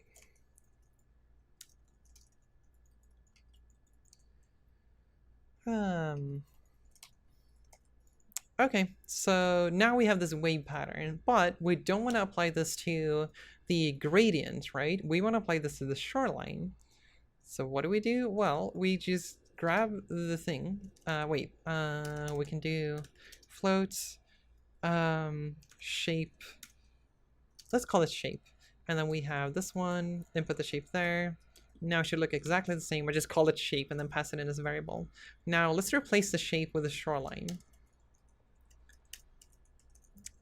So instead of doing that, we do shape equals shoreline, and now we have this.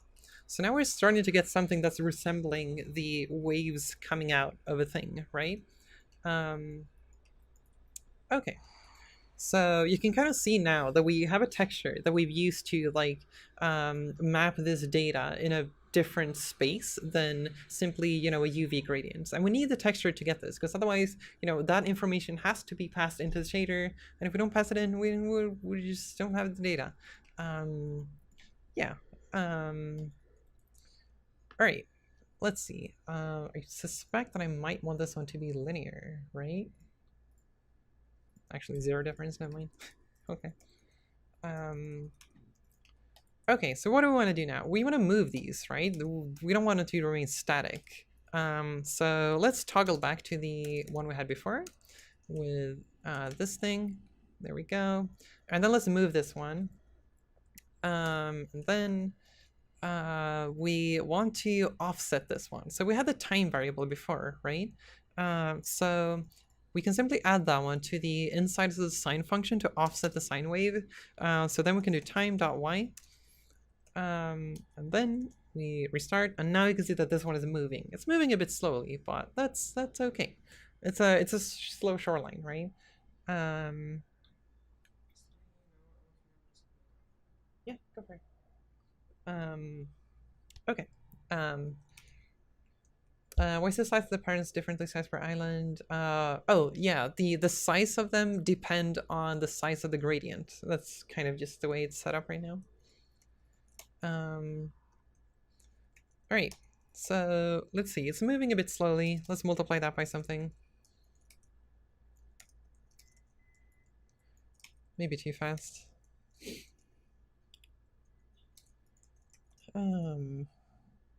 Okay. So that makes sense, right? Now we have these things moving, and now let's switch back to the island shape instead of the UVs. And now we have these things moving out from the shore, right? So yeah. All right, you can see the whole island, or all the water and the islands are pulsating too, and that's just because the those are included in the whole wave thing. We're kind of just presuming that everything is a wave. But yeah. All right, this is pretty trippy. All right. And then I'm guessing we want to use this for like let's see how. Okay, so now we probably want to mask this to make it like make the ground not flash and whatnot, right? So what we can do is that we want to dampen the waves as they move away from the islands. We want to make them be less intense, because now when they're furthest away from islands, the waves are just like going at it, right? So let's dampen them. So let's call this wave amplitude. So that would be this. So if we want to dampen this one, we can take the wave amplitude and then multiply them by the original shoreline texture, or the sample of this one, because it's 1 at the island and is 0 the further away we go to the islands, right? So we can just like multiply that one and Yeah, and then we can return the wave amplitude like that. So now you can see that it's no longer flashing out in the water. Now it's just doing, now it's flashing inside of the islands, but not outside, right? If we wanted to make them more regular, should we add something like a displacement map? Also in questions like this, how do you design your maps? What do you mean by design your maps? I mean, there are different ways of like authoring it, if that's what you're asking. Like you can either do it procedurally, or you can do it by like painting it. Like, I don't know, make a way to paint textures in Unity or something. You could use some texture with some noise distorted a bit. Yeah, could do that. Anyway, okay. Yeah, right now it's like super regular, but that's fine for now.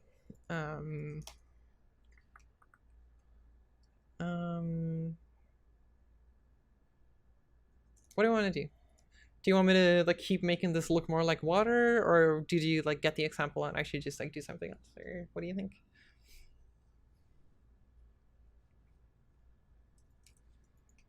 Because if this was applied to the water, there would probably be geometry intersecting the flashing islands regardless, so it doesn't really matter if they're like flashing over there.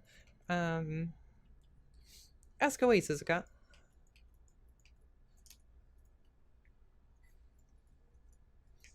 How could you do that effect in a procedural world? You need to generate this texture in that case, which is entirely possible. Yeah.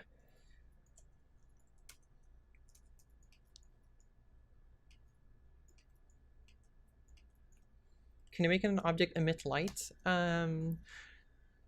This depends on the rendering pipeline. If you use surface shaders and you output light and emission and you configure the material to affect light maps or real-time GI, that color will affect the thing. But it's generally, it's complicated. Like, it's, yeah, there are so many, like, the thing is you can't just make them cast light, but you can make them look as if they're lit, if that makes sense. You can make things on them look brighter regardless of lighting, that you just add values to it. But yeah. Can you generate a texture in Unity? Yeah, absolutely. I do it quite a lot, actually.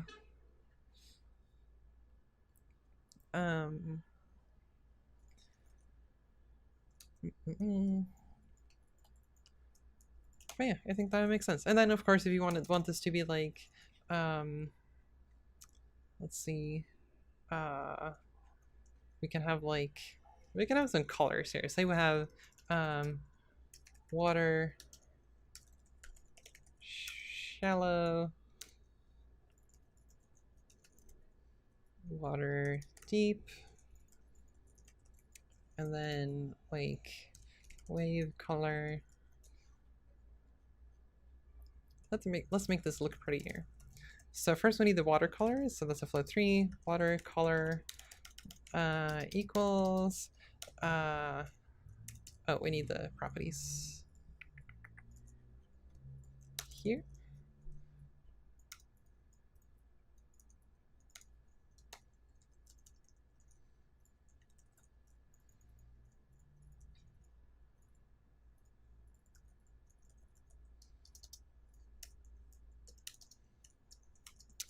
There we go. Sorry.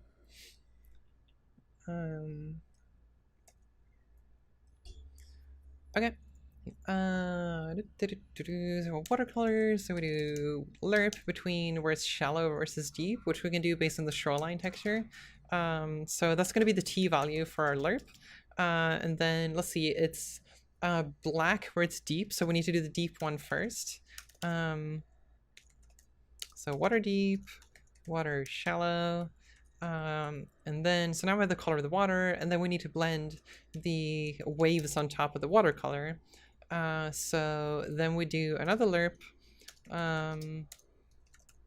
water with waves, which is another lerp, but between the watercolor and the wave color, based on the waves that we used to return here. Yeah, I think that's it. And then we'll return the water with waves. Then go back to Unity. It's broken. Float 3 to float 4, right. So float 3, no, 4. There we go. Okay, all of the colors are white. So we're blending between white, white, and white, which means we're gonna get the color white. Let's fix that. Oh, I forgot to rename the thing. Wave color, there we go. Okay, water deep. Should probably be some deep blue. And then we have water shallow. Should probably be like cyan or something fresh and cute. And then the wave color can probably be something close to what it already is. I don't know, could make it a bit more slightly cyan tinted or something. I don't know, depends on how you want it to look. Depends on your game, art style and whatnot. But yeah.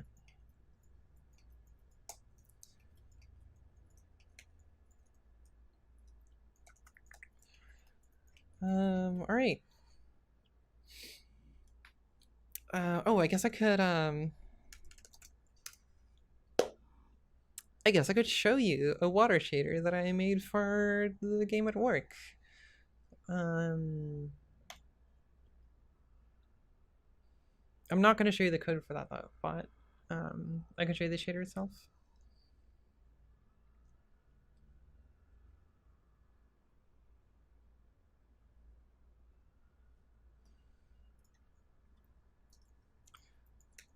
This is a game at work. Did I close that tab really? Anyway, yeah, I work at Neat Corp. So it's a studio that I co-founded back in Sweden. I'm not in Sweden right now, but yeah, so I work there. We're working on a game called Garden of the Sea. And I did the water shader for this among a bunch of other things. So this is the water shader for that one. This one is a bit more involved because it's got like, it's got depth blending and reflections and all of that stuff, right? But it also does have a very subtle shoreline here.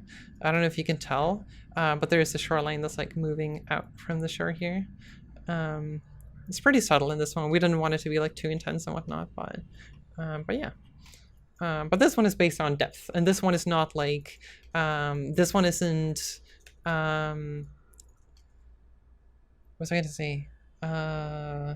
This one doesn't have any shoreline like generated data. So the problem with that is because is that this looks bad, right? The shoreline doesn't actually physically extend. The shoreline is just a fake thing based on the depth behind the water. So the shorelines kind of only work when you look in this angle, but it's like good enough in many cases. So yeah. Yeah, there's distortion in this one. So there's a refraction in the water. You can see the refraction here on the edge there. But yeah.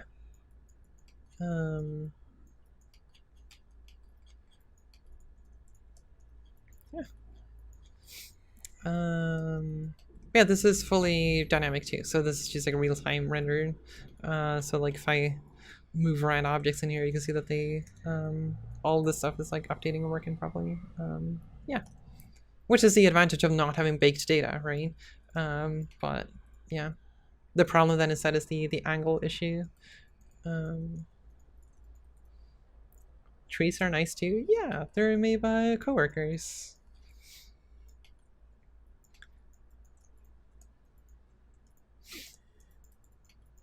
There we go. Hello. Hello. Yeah. Can you show us the recent reflection in water shady you do recently? The one on Twitter? Yeah, probably. Where is that? Did I save that in a separate scene? The shoreline's the water texture at the boards of it. There's no water texture. There's no shoreline thing that defines where the shoreline's at.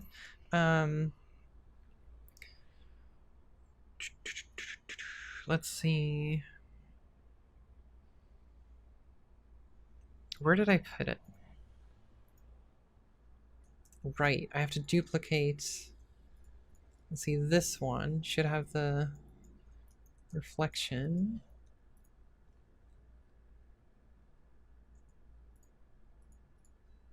I might have broken this. Hold on. I shouldn't show the code for this on stream.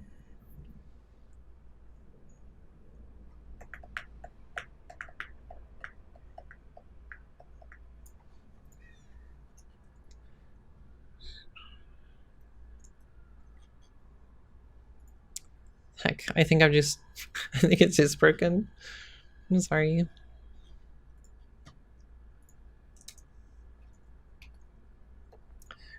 No. Thing broken. Cancel.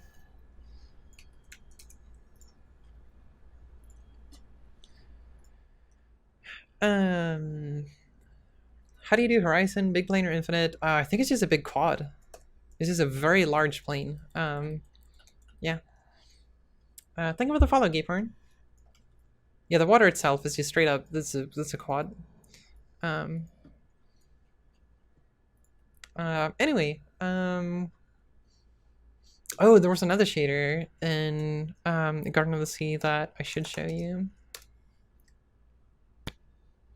That's a fancier one.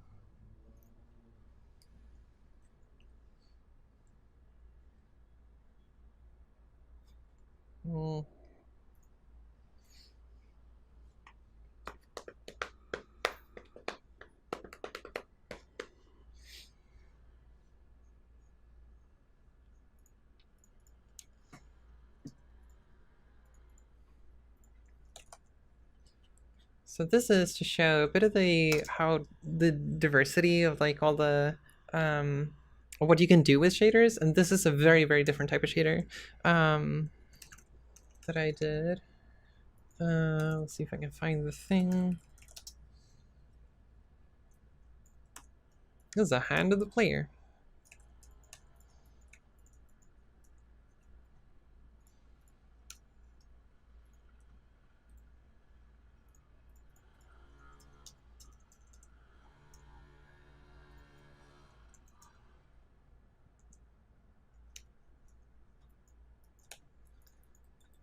This one. This is a very, very different type of shader. This is actually using signed distance field ray tracing. So this is a let's see, there we go. It doesn't fully perfectly blend into the background right now because the depth blending doesn't like jive well with anti-aliasing around the edges. So there are some issues left with that still. But yeah. Let's see if I can lock the inspector. There we go. So this is a shader. And it's, again, this parameter is controlling the way it looks. It's like, yeah, like all of this is still shader driven, the very same way that we've done before, just more math. And then, yeah. So I have like a bunch of like parameters to control, you know, how soft should the blending be between the blobs, how gloss should the whole thing be, or how glossy, radius of the things. Yeah, so there's a bunch of parameters in case you want to like tweak all of the stuff, or the colors even.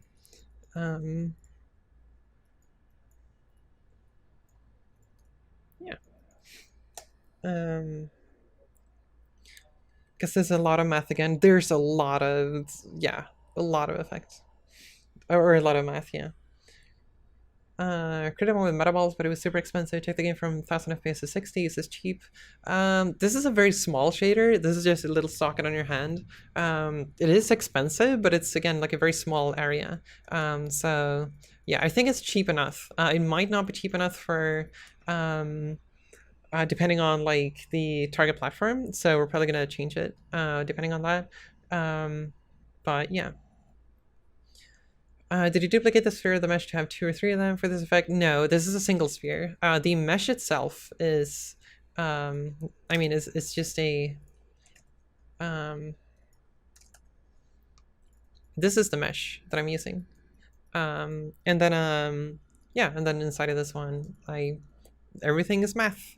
I send like the information that I have here is the the direction from the camera to the current position here, and then I have the center point and everything, and then from there on I can sort of like work out all of these geometrical things, and it's all based on distance. And this one is hard coded to specifically have this amount of spheres. So yeah. But inside of the shader, I have these I have a structure where I can define a blob, and then that gets passed into a function that renders it and whatnot, and then combines them all in this goopy way. I also did the things so I could toggle like quality. So this is much cheaper, but it looks worse, and the bottom blob is kind of broken. Yeah.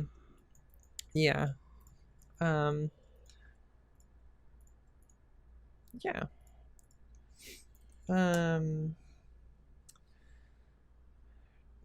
So the sign distance field code is restricted to the sphere area. Yeah, it's only visible within this one.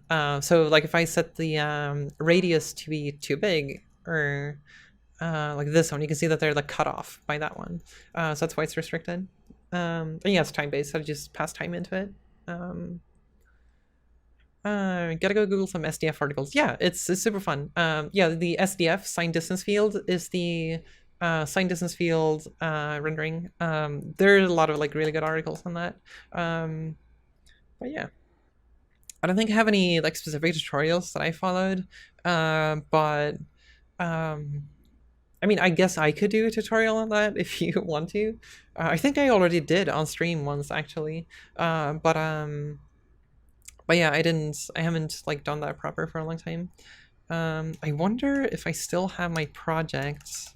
Do you use marching cubes on top of it? No, this is just this is a single sphere and then the color out. Marching cubes is for like dynamic geometry and whatnot, but I'm not modifying the geometry of this one.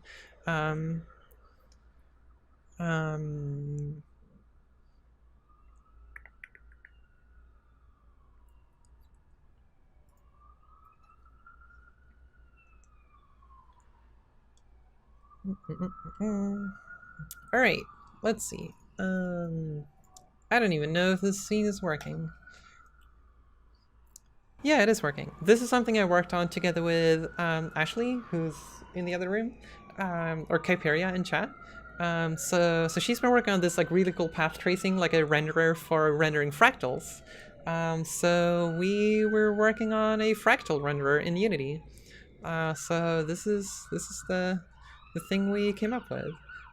So this is just straight up math in a single quad. The geometry of this scene is two triangles. So the rest is just math inside of a shader. And then you get all of this basically. Yeah, this is extremely expensive though. But yeah. Yeah, this is the, heck, what is it called? A Mandelbox fractal. I'm just iterating through for every pixel. But yeah, and you can also like change the way the fractal works to like alter it and modify it and whatnot, to get all of these weird and interesting shapes. Yeah, fractals are pretty neat.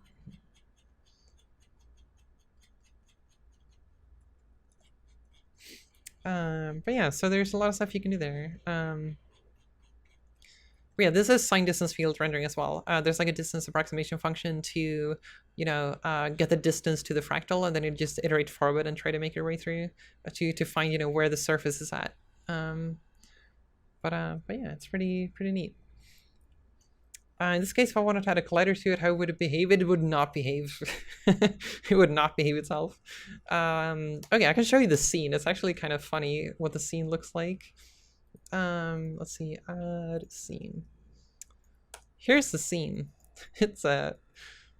It's literally a camera with a single quad. That's it. So this is the mesh. Feel free to add a box collider to this. So that's a box collider 2D. There we go, we got a box collider. But so yeah. You can see that it's just a single quad in front of a camera, and then the camera moves around the scene like this. The rest is shaders, or one shader. Yeah.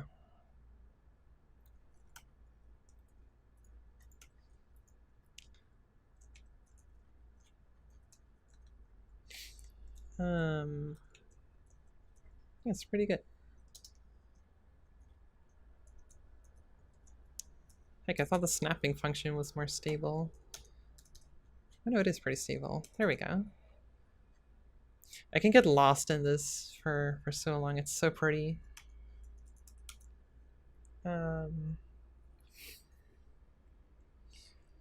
How's Kyperia? She's good.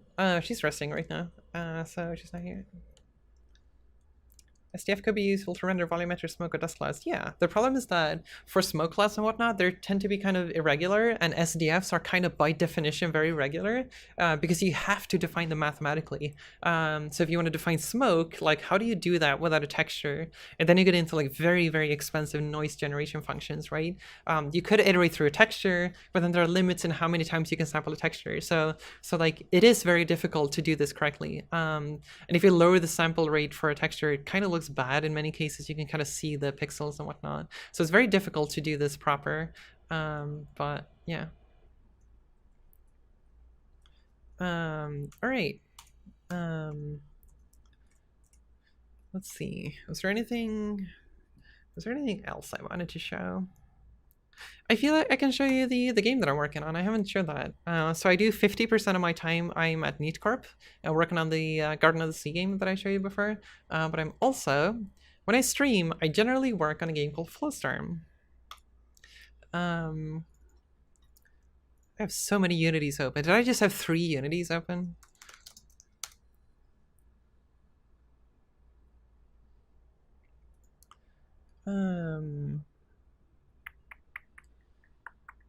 Where'd it go?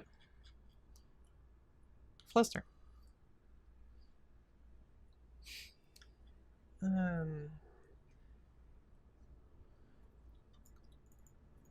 We advanced from doing VR to having game engines do VR during the rendering of the world. Yeah, like attach HMDs to your cameras.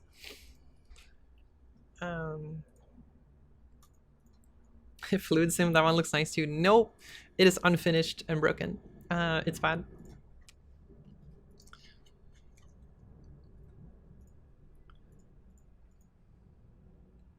Is there a way to achieve strong Kuwahara effect with that big front? What is that? I don't even know what that is. As a GPU fluid simulation. Best scene switcher ever. I appreciate my scene switcher plugin by the top right. Because I want to be able to switch between the different scenes of this game, right? Where was I? Main menu. So this is a game that I'm working on stream. This is a kind of a hybrid between a platformer and a racing game. So yeah, this is generally what I stream when I'm on Twitch, and I try to keep it very similar to what I just did throughout this whole stream. So what I do is I work in the game, I talk about what I do and why, I answer any questions you might have, and that's pretty much it. So if you're interested in game development or Unity, feel free to follow. So yeah. I should also mention we do have a Discord in case you want to join like other people who are into game dev. So feel free to jump into the Discord. There's a link below the stream in case you want to join. Yeah, so let's jump into Flowstorm. Not that level. So yeah, it's a platformer racing game hybrid. So let's go to my favorite level so far. It's pretty basic at this point. I haven't done like a whole lot of things. It's still not visually polished and whatnot, but anyway. So yeah, it's kind of like a 2.5D racing / platformer. You control this little rocket. The goal is to make sure that you don't die and reach the finish line as quickly as possible. So you have this little rocket. You can turn left, turn right, and accelerate. And that's basically the controls. The core mechanic of this game is that you can slide on walls. So if you like hit a wall, you can like slide along them like this. So can't see the Discord link. You can have that one too. Okay, so So yeah, this is the basics of the controls. But yeah, you die very easily. The only safe part of the rocket is the landing gear. Otherwise, you just explode. Yeah, so everything kind of follows from that. It's very similar to any other racing game in that, you know, reach the finish line as quickly as possible. Yeah, so this is what I've been working on stream for quite some time. This is kind of the core gameplay so far.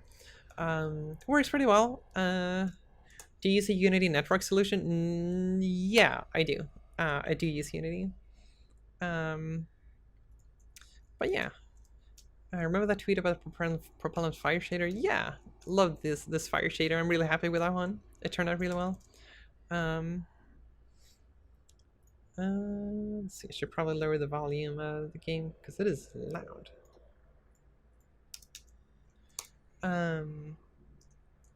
Alright.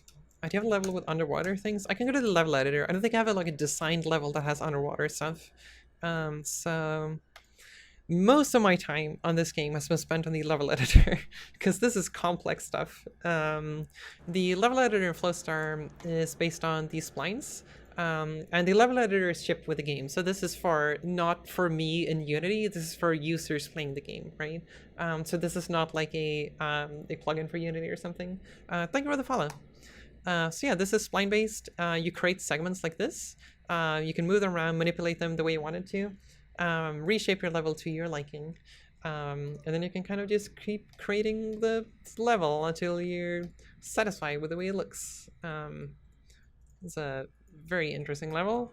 Then slap in some checkpoints, and then set the starting point, and then you have a level. So the goal now is to just pass through all the checkpoints, and then reach the last one as quickly as you can, to get as good of a time as you possibly can. There we go. There's also multiplayer support. It works kind of the way you expect. You play on a server, you race together, and you have a scoreboard that's shared, and there's no collision between players. It's kind of the Trackmania style multiplayer.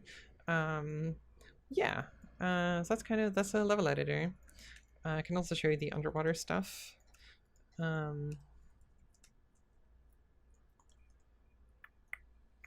Underwater stuff is a bit incomplete, but I'm working on it still. So it's a very different type of physics underwater. Like turning the rocket can actually make it turn because of like aqua dynamics, I guess. But yeah, that's the water. Also did some very basic like water wave simulation stuff.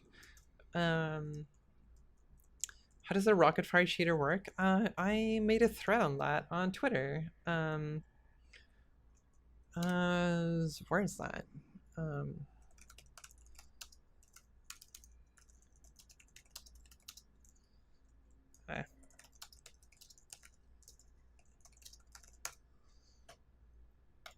There it is. Here is a bit of a shader breakdown for the rocket flame. Yeah. But yeah, that's kind of it for the game actually. Right now I'm working on the prop system where you're supposed to be able to like create signs, and then like rotate them and place them in your level and whatnot. I also did the circle shader. I think I tweeted, I did a Twitter thread about that one too. For the circle shader, the rotation gizmo. But yeah. Are you using Unity built-in physics? Yeah, I'm using 2D physics. It's a 2.5D game though, so let me show you what it looks like in 3D. So like the track and everything, and all of this is like 3D geometry, the curves and whatnot. So all of this is 3D, but the collision is 2D. So yeah. But yeah, then we've been working on a bunch of shenanigans on stream, like making the checkpoint breaking look like this. It was fun, like trying to make it like shatter like a glass pane or something. I think it worked out really well. That was really fun. Yeah.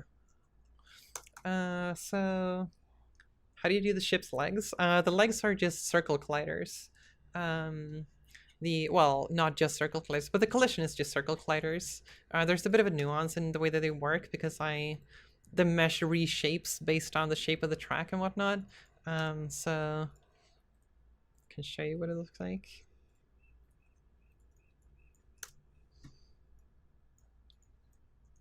There we go. You can see that the feet kind of align to the surface, even if you rotate and stuff.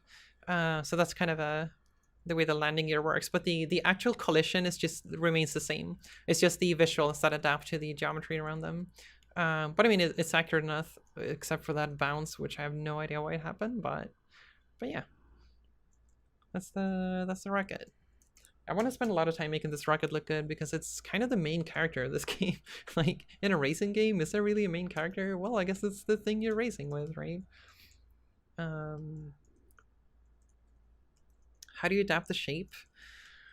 That's a long story, but the long story short, I check for the adjacent geometry and then I rotate the thing and yeah, just rotate it to align it with whatever surface I have in the proximity. So it's basically checking proximity to Bezier curves, and then it's like aligning it based on that. That's it. Yeah. Math, exactly. Math and data.